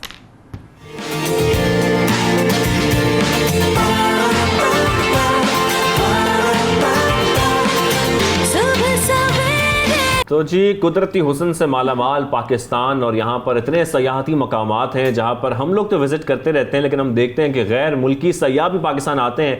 और ये तमाम इलाके खासतौर पर हमारे नॉर्थ के, इवन वैसे हमारे जितने भी सूबे हैं माया, बड़े खूबसूरत हैं। I have actually seen you, और साथ साथ में एनवी भी होती है कभी कभी। शाजिब माशाल्लाह बैग उठाया और सारे बॉयज जो है ना वो निकल जाते हैं, कभी अप नॉर्थ जा रहे हैं, कभी कहीं जा रहे हैं, कभी कहीं जा रहे हैं। बट येस, देन अगेन हर चीज़ से हम लोगों को और आप लोगों को अपडेट भी रखते हैं, कहाँ कहाँ घूम कर आए, कौन कौन सी तफरीह गाहें देखी। लेकिन पाकिस्तान का टूरिज्म एक ऐसा हिस्सा है पाकिस्तान का जो पाकिस्तान की बहुत बड़ी स्ट्रेंथ है। लोग जब हम बाहर जाते हैं, आई ट्रैवल अ लॉट अल्हम्दुलिल्लाह, और लोग पूछते हैं कि which city you are from in Pakistan. When I say okay there is Karachi, there is Lahore, people love Lahore, लोगों को लाहौर से बड़ा इश्क है, और मुझे लोगों को कराची से बड़ा इश्क है। कोई भी आप इलाके में जाते हैं, वहाँ पर जो हॉस्पिटैलिटी है उससे जितने भी फॉरेनर्स आते हैं या गैर मुल्की सयाह आते हैं, बड़े खुश होते हैं लोगों से मुलाकात करके। अभी भी जो हम गए थे वहाँ पर बाइकर्स का एक पूरा ग्रुप आया हुआ था, जिसमें बहुत सारे ममालिक से लोग इसमें शामिल थे और विजिट करते नॉर्थ एरियाज। तो आज हम किससे मुलाकात करवा रहे हैं माया? न्यूजीलैंड। न्यूजीलैंड के बारे में आपने कभी सुना है? बिल्कुल सुना होगा। वही जो न्यूजीलैंड जो ऑस्ट्रेलिया की साइड पे है और जिनका लोगों का एक्सेंट भी थोड़ा ब्रिटिश होता है, और वहाँ के लोगों के बारे में मैंने शाहजेब को कुछ ही दिनों पहले मैं एक सीरीज देख रही थी वेंटवर्थ, और वो न्यूजीलैंड ऑस्ट्रेलिया की कहती रही है वो, देखो कितना मैं कह रही थी। मैंने कहा शाहजेब इतने वार्म लोग होते हैं, उनके अंदर बड़ी मोहब्बत होती है, उनकी बात करने में बड़ी अपनायत होती है, और आज ये साबित हो जाएगा। क्या ख्याल है शाहजेब? न्यूजीलैंड की एक ट्रैवलर फैमिली हमारे साथ मौजूद है, मुझे देख के उनको बहुत अच्छा लग रहा है क्योंकि वो पूरी फैमिली इतनी लाइवली है और इतना वो एंजॉय कर रहे हैं पाकिस्तान में। तो वो क्या कर रहे हैं, हम आपकी आज मुलाकात करवा रहे हैं। हमारे साथ हैं गैविन, सारा, हैरी एंड ऑस्कर। उम्मीद है मैंने नाम सारे ठीक लिए। Hope you guys are doing well. Wave all you want to the cameras, like say hey everyone. It's so great to have you guys on our show. How are you all? We're great. We are really well, thank you. Yes. We're very excited to be here. Yeah. We are more excited, I think. Actually very excited. Pakistan is a very nice country. Yeah, Thank Pakistan is you. a very nice. Yeah. We love you having. We actually love having you here. ख़वातीन हज़रात, हम साथ इन लोगों से सवाल करते जाएंगे और कोशिश करेंगे शाहजेब और मैं कि आपको आइडिया भी रहे साथ कि हम किस बारे में बात कर रहे हैं, लेकिन आप बच्चों के चेहरों से एक्साइटमेंट का अंदाजा लगा सकते हैं। और माशाल्लाह ये जोड़ी भी इतनी प्यारी है। I'm talking about the couple and the family. You guys are so lively. You guys are so beautiful. And mashallah, I would say it's all about your aura and your most energy. importantly, Actually, your attire is looking so great. yeah, who Thank did you. that? By the way, who did that for you? Oh, we have great friends here who Yeah. have set us up. Yeah, we do. We're planning to go travelling in the Middle East in a caravan. So could you please hold the mic for us? Basically. Yeah. Please hand over Yeah. the mic. Yep. We're planning to go travelling through the Middle East for at least 2 years. Maybe, Oscar. Oh. Yeah, So you've been traveling for 2 years.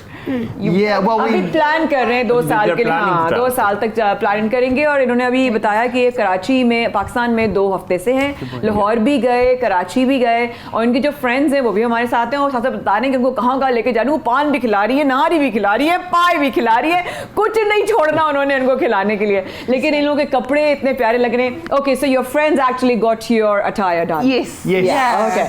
Yeah. So how did you find our dress? Like, this is shalwar to me, actually. This is super We traditional. feel so beautiful. It feels amazing to wear. And Yeah. we see everyone around the streets and everyone looks so elegant and Yeah. so comfortable and just, really striking. So, Yeah, so it's it definitely a feels lot very cooler. special. Yeah. As lovely as you are, I don't know how your travel has been to Pakistan. We would love to know, how did you find Pakistan and Pakistanis? Wow. fantastic. Fantastic. Yeah. We are staying with an amazing family here in Karachi, and so far our travels in Pakistan, from the moment we crossed the border and literally stepped outside from immigration, our first impression, Yeah. we had yet to get from customs into Lahore and find an ATM, get some cash, everything like that. People gave the kids a bottle of water as soon as we came across, and Yeah. everyone's saying, "Welcome to Pakistan," Yeah, like as yeah. soon as we stepped literally out of immigration and customs. It Okay, was one amazing. very important question, Shazib, if I may.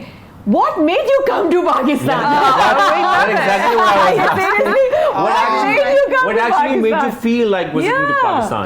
Just pure fascination. Yeah. Beautiful photos that we'd seen. Yeah. Just curiosity. And just that urge of trying to go to every country in the world, starting with India. Wow. And all Pakistan. So what was the perception before visiting Pakistan and what is now? Our perception, we like to make up our own minds anyway. Yeah. Have our own minds to it. Yeah, and everyone has sort of a mixed views, but what we Yeah. love, the countries that and the people that we love to meet and the places we love to go is definitely, we call it off the beaten track. Like places where people don't often go, and we feel like we love to explore those places, to meet those people, and to really share those places. Like, it's great to be able to share. We always hope to inspire other families, like, don't be afraid or think it's too hard to do or anything like that. And traveling as a family, people are so much welcome. joy. Super It's friendly. so welcoming. Yeah. We get to see things through the kids' eyes. Exactly. Like, they see things differently, and traveling with children, they have no prejudice, they have no ideas, they have no sort of no prejudgment of how No things will be. preconceived notion to it, yeah. Exactly. So, Coming to Pakistan. Yeah. How long you've been traveling so far as we speak of now? We've been travelling for a few years now. We actually left home in New Zealand in 2019. 2019, so it's been like 3 years now? Yes, it's okay, been and you 3 have years. family and friends there in New Zealand? Yes, all our family and friends. Did you tell them you were going to Pakistan? We keep some things a little bit of a secret to ourselves. Yeah. And we wanted to make sure we were actually going to get here and be here. Yeah. And then it also meant that those first few days that we were here, or the first week we were here, was kind of special, and it was like just for us. Only we knew we were here. So you're saying they won't know now, like you are going to be on air, and they will. Kids really want to talk to me. Yeah, but they will be saying, your family would be saying, what do you think? They will. Hi everyone. They will. Yeah, guess where we are. Yeah. Guess who? No, and now yesterday we called Gavin's family from Karachi and introduced them to the family that we're staying with, and they are just absolutely, they thought that was so special and going to treasure And have that. you learned any Urdu words? Oh, we try So to far? learn. We try to learn bits and pieces as we go along. Yes. Harry said something. Yeah. What did you say? Mashallah. Mashallah. Mashallah. You know what mashallah So means? Harry, what have you tried so far in food? Yeah. Tell us about the food. Halim. Halim, okay, Yeah. number one. Hold Number it two. closer to you. Nihari. Nihari. Hold your microphone up. Yeah. Yeah. Nihari. Halim, Nihari. What about Spicy. What was Yeah. that breakfast? Paratha? Do you like spicy Paratha. food? Paratha. Yeah, I love spicy food. Yeah, you love spicy? Oh my god. And dal. Dal. Puri. The puff bread. Yeah. The puff bread is Puri, really nice. The puri. Oh, Yeah. puri. And as soon as we stepped over the line to Pakistan and we said Salam Alaikum, we knew Pakistan was so friendly. So, my and you God. ate that pan. Yeah. Did you try Did you the like pan? it?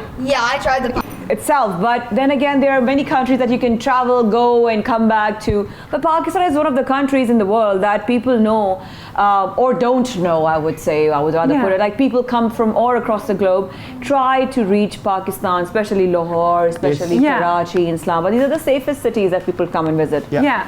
What picture and perception and notion you have of Pakistan now? We'll try and like from our own eyes, we'll try and paint a picture for the people that follow us about Pakistan. Of how it actually is. Yeah, of how it actually is. The first impressions are extremely welcoming for a start. Everyone is very welcoming, friendly, and I feel like similar values, like family is a priority and values, and so because of that, hospitality, like the hospitality New of Zealand's Pakistan, very much the what same. we've seen. That's exactly what I have learned about New Zealand. It's very little, but I have learned that they're super cultural, they're super warm. They make sure they stay with their families. There's a lot of joint family system culture there in New Zealand. Is that true, right? That is true, and we see that similarly here. And so I hope that Kiwis or New Zealanders are as friendly as Pakistanis have been to us. I really hope. I'm sure they will be, but I really hope that. I hope one day New Zealanders return the favour. Cutie. Like, as soon as we arrived in Pakistan, we went up to the shop. We didn't, because the first ATM didn't work. And this guy walked up to us and he bought us a bottle of water, and it was so nice. That's sweet. It's been really nice. Thank you, kiddos. It was lovely having you two on the show. You guys so much तो fun. हमारे साथ मौजूद थे Gavin, सारा, Harry and Oscar, जो कि New Zealand से travel कर रहे हैं पाकिस्तान में. उन्होंने बहुत सारे शहर ऑलरेडी विजिट कर लिए हैं और उनका प्लान है आगे भी ईद सेलिब्रेट करना. और इनके दोस्तों को जो इनके साथ यहाँ मौजूद हैं, उनके साथी हैं, मैं उनका शुक्रिया अदा करना चाहूँगी शाहजेब और अपनी तरफ से कि पाकिस्तान का एक पॉजिटिव इमेज बनाने में वो बहुत बड़ा किरदार अदा कर रहे हैं. उनको अभी पता भी नहीं है कि वो कितना अच्छा करें. So thank you very much. और thank you very much guys. Thank you for coming on the show. So this was the family from New Zealand. Bye. Cute. Bravo. Thank you. Bravo. Thank you very much. Nice.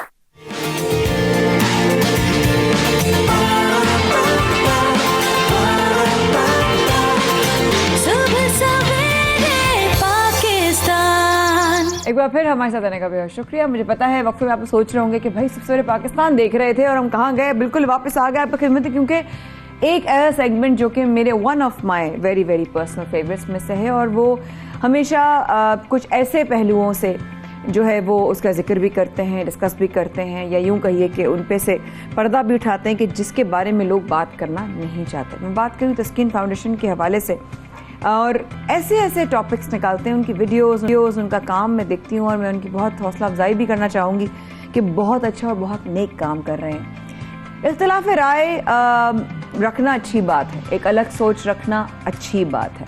पता चलता है कि इंसान के जो brain cells हैं वो operative हैं, वो नम नहीं है, वो सुन नहीं है। जैसे कि कोई चीज़ एक ऑब्जेक्ट है, वो पड़ा होता है तो वो कोने में पड़ा होता है। अगर इंसान है, उसके रगों में खून दौड़ रहा है, उसके दिमाग में सोच चल रही है, तो उस सोच को वो अमली शक्ल अपने अल्फाज की शक्ल में देता है और वो बात करता है।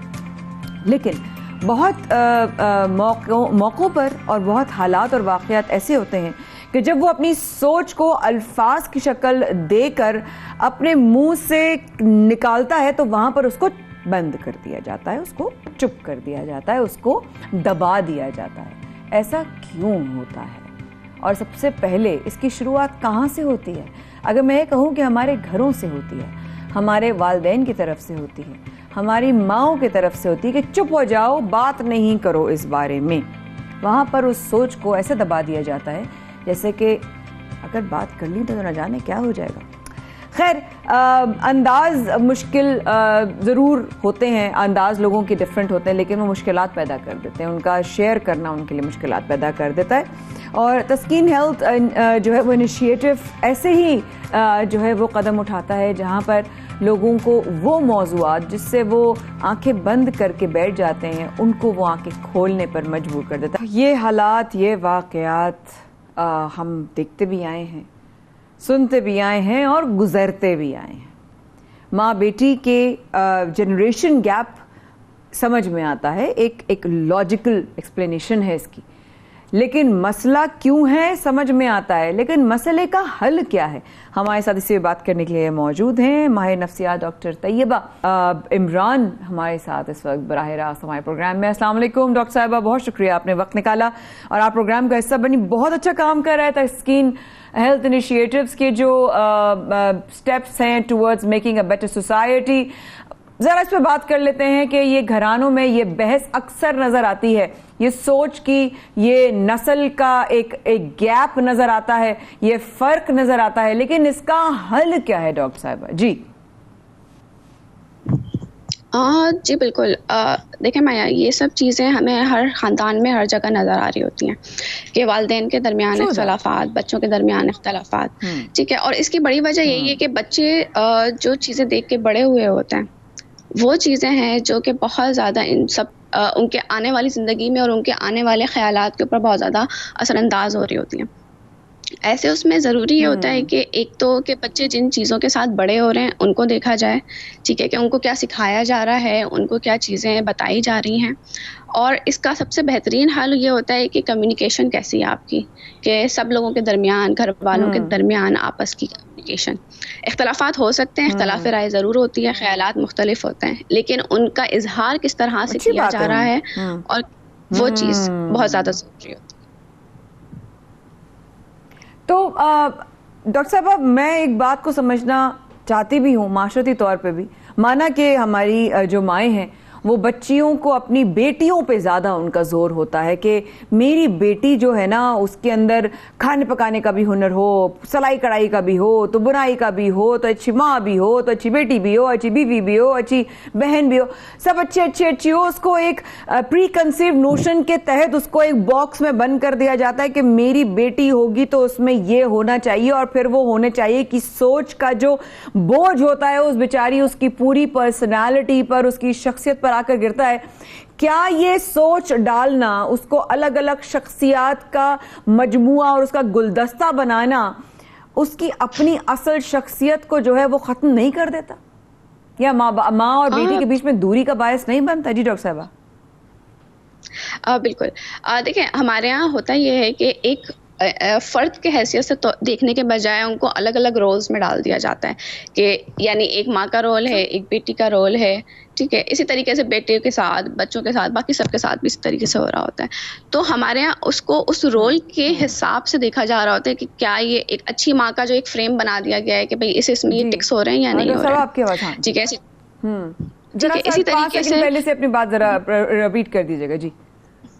ओके मैं ये बता रही थी कि हमारे यहाँ जो रोल्स बना देते हैं, जैसे कि एक माँ का रोल है, एक बेटी का रोल है, उन रोल्स के अंदर जो उनको सही सही टिक्स होते हैं ना कि अच्छा ये एक माँ ऐसी होगी, ऐसी अच्छी माँ है, उसको ये करना चाहिए, बच्चों का ख्याल रखना चाहिए, ये करना चाहिए, अपने लिए तो टाइम होना ही नहीं चाहिए माँ के पास। तो वो सब चीज़ें क्या है वो उसके हिसाब से देख रहे होते हैं, ठीक है, कि ये रोल होना चाहिए माँ का तो वो एक अच्छी माँ है, या एक बेटी को इस तरीके से होना चाहिए कि वालिदैन का ख्याल रखे या घर के काम करे तो वो एक अच्छी बेटी है। उनको एक फ़र्द के तौर पे नहीं देखा जाता कि एक फ़र्द के हैसियत से उनके ख़यालात क्या हैं, उनकी ख्वाहिशात क्या हैं, वो क्या करना चाहते हैं, आगे ज़िंदगी कैसे गुजारना चाहते हैं, उनके ख्यालात क्या हैं, उनकी अपनी सोच क्या है अपनी लाइफ को लेकर। देखिए इसमें कोई शक नहीं डॉक्टर साहब, अल्लाह का शुक्र है हम लोग बहुत अच्छी माओं की जो बच्चियाँ काम कर रही हैं, आप काम कर रही हैं, हम काम कर रहे हैं, हम इसीलिए काम कर रहे हैं कि हमारी माओं ने हमारी बड़ी मजबूत तरबियत की। लेकिन कहीं ना कहीं मग मैं उठाऊं तो ठीक, बचपन में कभी कोई भाई उठा ले तो वो भाई ने क्यों उठाया, ये एक सोच है हमारे में। देखिए इसमें कोई बुराई नहीं है इस पर बात करने में, लेकिन अब इसकी एक जो हमें अलग रख दिया ना, हमें सेग्रीगेट कर दिया गया है, उस सिचुएशन को समझने की कोशिश कर रही हूँ कि ये जो बिला वजह की जो रोक टोक होती है कहीं वो लाइन क्रॉस कर जाती है, कहीं हमारी बेहतरी से वो कहीं हमारी बदतरी की तरफ बढ़ जाती है। आपका नहीं लगता ऐसा? बिल्कुल क्योंकि जितने ज़्यादा, एक तो पहली चीज़ जितने ज़्यादा रूल्स बनाए जाते हैं उनके लिए अगर कोई रीजनिंग ना दी जाए कि क्या वजह क्या है इन रूल्स की, या अगर सिर्फ बहन से कहा जा रहा है काम करने के लिए, भाई को नहीं कहा जा रहा घर के काम करने, तो वजह क्या है, ठीक है। तो वो वजह चूंकि कोई लॉजिकल रीजनिंग नहीं दी जाती तो उसकी वजह से बच्चों के जहन में या खासतौर पर लड़कियों के जहन में वो बात बैठती नहीं है कि क्यों हमें क्यों कहा जा रहा है, उनको नहीं कहा जा रहा। और फिर जब ये चीज़ें बढ़ती, और जाहिर है वक्त के साथ साथ जब छोटे होते हैं तब हालात मुख्तलिफ होते हैं, बड़े होते होते मुख्तलिफ रिस्पॉन्सिबिलिटीज़ ज़्यादा बढ़ जाती हैं, चीज़ें मुख्तलिफ हो जाती हैं, तो वहाँ पर जब ये चीज़ें ये रूल्स वापस से आने लगते हैं तो ज़्यादा फिर प्रॉब्लम क्रिएट करते हैं वहाँ पर आपके लिए। डॉक्टर साहब थैंक यू, आप टाइम दे रही है। मैं एक बहुत अहम सवाल आपकी बात से मेरे जहन में एकदम से आया कि बच्चियों के हवाले से, बेटियों के हवाले से बात करें, ये हमारी सोसाइटी में बच्चियों के साथ ऐसे वाकयात होते हैं, मैं नहीं कह रही सबके साथ होते हैं, लेकिन अनफॉर्चुनेटली काफ़ी बेटियों के साथ और बहनों के साथ और बच्चियों के साथ इस तरह के वाकयात होते हैं कि जब वो अपनी माँओं से जाके शेयर करती हैं कि दुनिया में वो उसको अपनी माँ को समझती हैं कि वो मुझे अंडरस्टैंड करेगी, हैविंग सबसे सॉफ्टेस्ट ऑब्वियसली ज़िंदगी में उनका जो दिल होगा वो माँ का होगा, माँ सहेली होती है, माँ होती है, तो वो एक एक्सपेक्टेशन होती है कि माँ मुझे समझेगी। लेकिन अक्सर और अमूमन औकात पर उस बच्ची को कहा था चुप हो जाना, किसी से बोलना नहीं, आप समझ रही हैं मेरा इशारा, तो वो चीज़ बताना नहीं किसी को, कहना नहीं किसी से, बात नहीं करना किसी से, क्या वो उसके जहनी सेहत पर, आगे उसकी ग्रोथ पर असर नहीं डालती होंगी? बिल्कुल, देखिए कोई भी ऐसी बातें जो कि बच्चे अपने खास तौर पे लड़कियां अपनी माओं को बता रही हैं, उनको कॉन्फिडेंस में ले रही हैं और आगे से उनको ये कह दिया जाए कि ये ना बताओ क्योंकि वो काबिल एतराज़ बात है या सोसाइटी में उसके बारे में बातें बनेंगी, तो वहाँ पर से ही एक जो उनके जहन में गिरा बन जाती है कि अच्छा, एक तो उनके साथ अगर कोई ऐसी चीज़ हुई है या उनके साथ कोई ऐसा वाक़या गुजरा है जो कि उनके लिए बहुत ज़्यादा परेशान कौन था, उनके लिए बहुत ज़्यादा स्ट्रेसिंग था, और वही चीज़ उनको कहा जाए कि अब इसको यहीं बंद कर दो, तो वो चीज़ प्रोसेस होने के बजाय बंद हो जाएगी। कंप्लीट करें। ठीक है, जो thank you so much doctor साहबा फॉर टेकिंग आउट टाइम और आप प्रोग्राम में आई, और आज द स्किन फाउंडेशन की तरफ से बहुत अच्छा मौजू था और मैं आप लोगों के सेगमेंट को बहुत लुक फॉरवर्ड करती हूँ। Thank you so much for the entire team कि वो बहुत अच्छा काम कर रहे हैं और अच्छे काम और भी बहुत जगहों पे हो रहे हैं। आपको लेके चलते हैं थोड़ा सा KPK खैबर पख्तूनख्वा की तरफ, जहाँ पर KPK गवर्नमेंट ने दूर दराज के अजला के बच्चों के लिए बड़ा ज़बरदस्त काम किया है जनाब। फ्री ट्रांसपोर्ट की सहूलत जो है वो वहाँ पर फराहम की है और साथ में इससे सूबे में जो पसमानदा अजला हैं, बच्चों का आना जाना, प्रॉब्लम, बच्चियां स्पेशली जो बच्चियां हैं, उन लोगों के लिए आना जाना बहुत मुश्किल था, उनके लिए ये कितना अच्छा होगा, उनकी ग्रोथ के लिए कितना अच्छा होगा, इस हवाले से मजीद जानते हैं पेशावर नुमाइंदा 92 न्यूज़ ज़ीशान काका। ज़ीशान बताइए, ये तो बहुत ही अच्छी खबर है जो हमें मिली है KPK की तरफ से एज यूजुअल। जी बताइए। जी शाहज़ैब और माया, सुबह बखैर। खैबर पख्तूनख्वा हुकूमत ने एक अहम फैसला किया है और वो फैसला जो है तालीमी नस्वा को फ़रोग़ देने के लिए किया गया है। जितने भी दूर दराज के अजला है वहाँ पर जो बच्चे हैं उनको स्कूल आने और जाने में काफ़ी ज़्यादा मुश्किलात का सामना करना पड़ता है। इसलिए वज़ीर आला खैबर पख्तूनख्वा महमूद खान ने फैसला किया है कि जितने भी दूर दराज अजला में स्कूल है वहाँ पर मुफ्त ट्रांसपोर्ट की सहूलत जो है वो फराहम की जाए। जो PTC फंड है उसके तहत जो है ये फैसला किया गया है कि जितने भी अजला है जो दूर दराज है वहाँ के बच्चों को स्कूल आने में तकलीफ का सामना होता है, इसलिए उनको ट्रांसपोर्ट की मुफ्त सहूलत फराहम की जाए। महकमा तालीम को हिदायत की गई है कि वो इस पर काम करे और लाएअमल बनाकर जो है वज़ीर आला को पेश करे। वज़ीर आला ने यह भी हिदायत की है कि चंद रोज के अंदर जो है पॉलिसी बनाई जाए और पायलट प्रोजेक्ट के तहत जो है इसका आगाज किया जाए। इससे जो है न सिर्फ दूर दराज अजला की जो बच्चियां हैं उनको ट्रांसपोर्ट के सिलसिले में दरपेश मुश्किलात हल होगी, बल्कि तालीमी नस्वा का जो शरह है उसमें भी इजाफा होगा। वालिदैन का कहना है कि दूर दराज इलाके हैं, पहाड़ी इलाके हैं, दुश्वार इलाके हैं, वहाँ पर बच्चों को आने जाने में मुश्किलात का सामना करना पड़ता है, इसलिए वो प्राइमरी तक या प्राइमरी से पहले जो है वो बच्चियां तालीम छोड़ जाती है। अगर हुकूमत ने ये फैसला किया है और इसको अमली तौर पर शुरू कर दिया जाता है तो इससे बच्चियों का जो तालीम है उसको काफ़ी ज़्यादा फ़रोग़ मिलेगा और बच्चियों को जो है स्कूल आने जाने में काफ़ी ज़्यादा आसानी होगी। वज़ीर आला के हिदायत के मुताबिक महकमा तालीम ने इस मंसूबे पर अमल दरामद भी शुरू कर दिया है और आइंदा चंद रोज़ के अंदर जो है वो पॉलिसी बनाएगी और वो पॉलिसी जो है वज़ीर आला महमूद खान को पेश करने के बाद जो है इस पर अमली तौर पर काम भी शुरू हो जाएगा। वालिदैन हुकूमत के इस इक़दाम पर काफ़ी ज़्यादा खुशी का इजहार कर रहे हैं और यही कह रहे हैं कि महकमा तालीम अब इस पर अमली तौर पर काम भी करे और जल्द अज जल्द इस मंसूबे को शुरू करे ताकि उनकी बच्चों को जो मुश्किलात दरपेश है वो हल हो सके। जी बहुत शुक्रिया ज़ीशान काका खेल, आपने हमें अपडेट किया। वाकई में बहुत खुशाइन बात है और बच्चियों की तालीम में भी उनको आसानी होगी, उनको एक सिक्योरिटी की भी जो है वो फीलिंग आएगी। इसमें मज़ीद बात करने के लिए हमें ज्वाइन किया है वज़ीर आला KPK खैबर पख्तूनख्वा मामले खुसूसी बैरिस्टर सैफ साहब ने, और इनसे यही बात करें हमसे पहले तो बहुत बहुत अच्छा कदम सैफ साहब आपने हमें ज्वाइन किया, बहुत शुक्रिया वक्त निकालने के लिए। बेहतरीन कदम उठाया गया है, बेहतरीन, बहुत ही ज़बरदस्त। इस पर बाकायदा जो है वो इम्प्लीमेंटेशन कब से होगी, जरा प्लीज जरूर बताते चलिएगा साथ में। जी बिल्कुल, ये गुज़श्ता दिनों ही फैसला हुआ था। वज़ीर आला महमूद खान साहब की ज़ेर सदारत महकमा जो सानवी तालीम है उनके हवाले से ये बच्चियों को ख़ास तौर पे टारगेट किया गया था, क्योंकि हमारी हुकूमत की ये कोशिश है कि सूबे में ख़ास तौर पर ख़वातीन और बच्चियों की जो तालीमी सूरत हाल है उसको मज़ीद बेहतर बनाया जाए और शरह को बढ़ाया जाए। सही। तो ये बेसिकली ऑब्जेक्टिव था, उसके लिए फिर ये बात काफ़ी अरसे से सामने आ रही थी। बिल्कुल, लेकिन इस तरीके से आपने ये जो प्लान बनाया है और जिस तरीके से ये खबर आई है सामने, वाकई में बच्चियों की तालीम में उनको आसानी भी होगी। ऐसे इकदाम से जो है वो इलाके जो पसमानदा हैं वहाँ पर तालीम की यानी कि जो रोशनी है वो फैलेगी, उधर जो है वो अवेयरनेस होगी। आपके ख्याल में इस तालीम की शरह में कितना इजाफा होगा, अगर ऐसा कोई एक रफ नंबर भी अगर आप हमसे शेयर कर सकें तो? जी देखिए जी, ये तो खैर स्टेटिस्टिक्स मैं ओवरऑल सूबे की बात करूंगा। हमारा टारगेट तो ये है कि हम कम से कम जो इस वक्त की शरह है उसको हम डबल करें, और वो इसी तरह ही होगा कि ये जो इक़दामात हैं उनको बरूएकार ला कर ही होगा। इस सिलसिले में मैं एक और बात भी आपको बताऊं कि अब तो और भी तजावीज़ इस सिलसिले में आई थी कि PTC फंड्स को एक तो स्कूलों का नेटवर्क बढ़ाने के लिए, दूसरा स्कूलों में बच्चों को सहूलियात खासतौर पर जो दूर दराज के इलाके हैं उसमें ट्रांसपोर्ट के अलावा ये जो व्हील चेयर्स की सहूलत है वो भी फराहम की जाए जो माजूर बच्चे हैं खासतौर पर।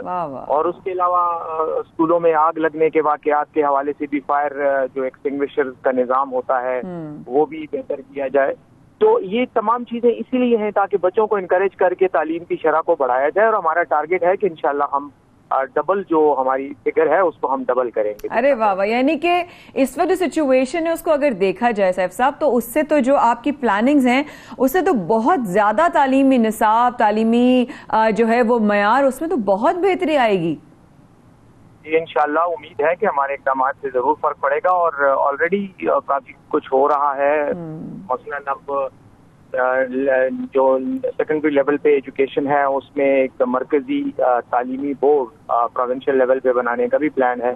उसके लिए भी वज़ीर आला ने 90 दिन का टाइम दिया है उनको तमाम रिपोर्ट तैयार करके तरीक़ाकार वज़ा करके बताने का, ताकि उस पर भी काम हो, ताकि ओवरऑल एक तो यूनिफॉर्म सिस्टम आए पूरे सूबे में। क्या बात है, मेरा अगला सवाल यही था। जी जी जी, शरह भी जो है वो बढ़े, और खासतौर पर वो स्कूल जो प्राइवेट उसमें चल रहे हैं उनको भी इस नेट में फैसिलिटेशन का जो है वो फायदा देने के लिए, ताकि ये जो प्रोग्राम है वो उन स्कूलों में भी हो जो हैं तो प्राइवेट सेक्टर में लेकिन दूर दराज के इलाकों में ऑपरेट कर रहे हैं जहां बच्चों को सहूलियात नहीं है। तो ये जामे मंसूबा है और इंशाल्लाह उम्मीद है कि इससे नताइज बहुत नहीं जी, लुकिंग फॉरवर्ड, और बहुत ही अच्छी खबर है। और वाकई में कि जब एक तो देखिए तालीम, सबसे पहले तालीम बेसिक हर बच्चे का, फिर बच्चियों के हवाले से, फिर पसमानदा इलाकों में जिस तरीके से आप लोगों ने ये इनिशिएटिव लिया है, साथ साथ जरा आपने कहा जो प्लान्स आप बता रहे हैं, जरा यूनिफॉर्मिटी को भी जो है वो आगे जाकर उस पर प्लानिंग और उस पर काम होगा। But then again technology is something Saif साहब जिस पर हमें बहुत फोकस करने की जरूरत है, क्योंकि आने वाला वक्त जो है ना it's all about technology and all about upgrading. उस हवाले से उस सेक्टर पे कोई काम हो रहा है उस एंड पर? देखें जी, टेक्नोलॉजी तो हमारी हुकूमत की बिल्कुल मेन प्रायोरिटीज में से है। अभी रिसेंटली हमने जो है प्रोग्राम लॉन्च किया है, फिर हमने डिजिटल ट्रांसफॉर्मेशन टेक्नोलॉजी के प्लान के तहत सूबे के और ऑटोमेट किया हुआ है, अभी काम शुरू हो रहा है। चले, वेरी गुड। सैफ साहब आपकी थोड़ी सी आवाज खराब हो रही है, लेकिन कम से कम जरूरी बातें तो हो गई, जिस तरह से इनिशिएटिव आपने लिया है, जो प्लान्स आपने रखे हैं जो बच्चों की तालीम के हवाले से, और आगे जो आपके फ्यूचर प्लान्स हैं केपीके की बच्चियों और पसमानदा इलाकों में जिस तरीके से तालीम को आप आम कर रहे हैं, बड़े नेकी का काम है। अल्लाह पाक आप लोगों को बहुत इसका अजर भी देगा इंशाल्लाह। आज जैसे कि मैंने आप लोगों से शेयर किया, आज का दिन जो है वो 15 जो पूरी दुनिया में 2006 को ट्विटर जो है वो लॉन्च हुआ था। तो आज के दिन क्यों ना ट्विटर पे अगर आपके और मेरे अकाउंट्स हैं तो हम कोई अच्छी सी ट्वीट करें, कोई पॉजिटिव से ट्वीट करें, कोई अच्छी खबर की ट्वीट करें, या अगर ऐसे ही किसी को थैंक यू करना चाहें, भाई किसी ने जिंदगी में आपके साथ कोई एक अच्छी बात कही या एक अच्छा आपको फीडबैक दिया या आपको कुछ सिखा गया, उसको डेडिकेट करें। कुछ अच्छे की भी बात होनी चाहिए, या सिर्फ जो है वो करारा और गरम गरम जो है वो लड़ाई झगड़े वाली बातें। मेरा ख्याल है it's high time we start thinking positive, क्योंकि इतनी अच्छी खबरें हो रही है, मेरा मूड अच्छा हो गया, मौसम बहुत अच्छा है, आप भी अच्छे रहिएगा, रखिएगा अपना ख्याल। होगी आपसे मुलाकात नए हफ्ते के साथ। कल का बेस्ट ऑफ देखना ना भूलिएगा। शाज़ेब और माया करेंगे आपका इंतजार कहाँ? सुबह सवेरे पाकिस्तान में।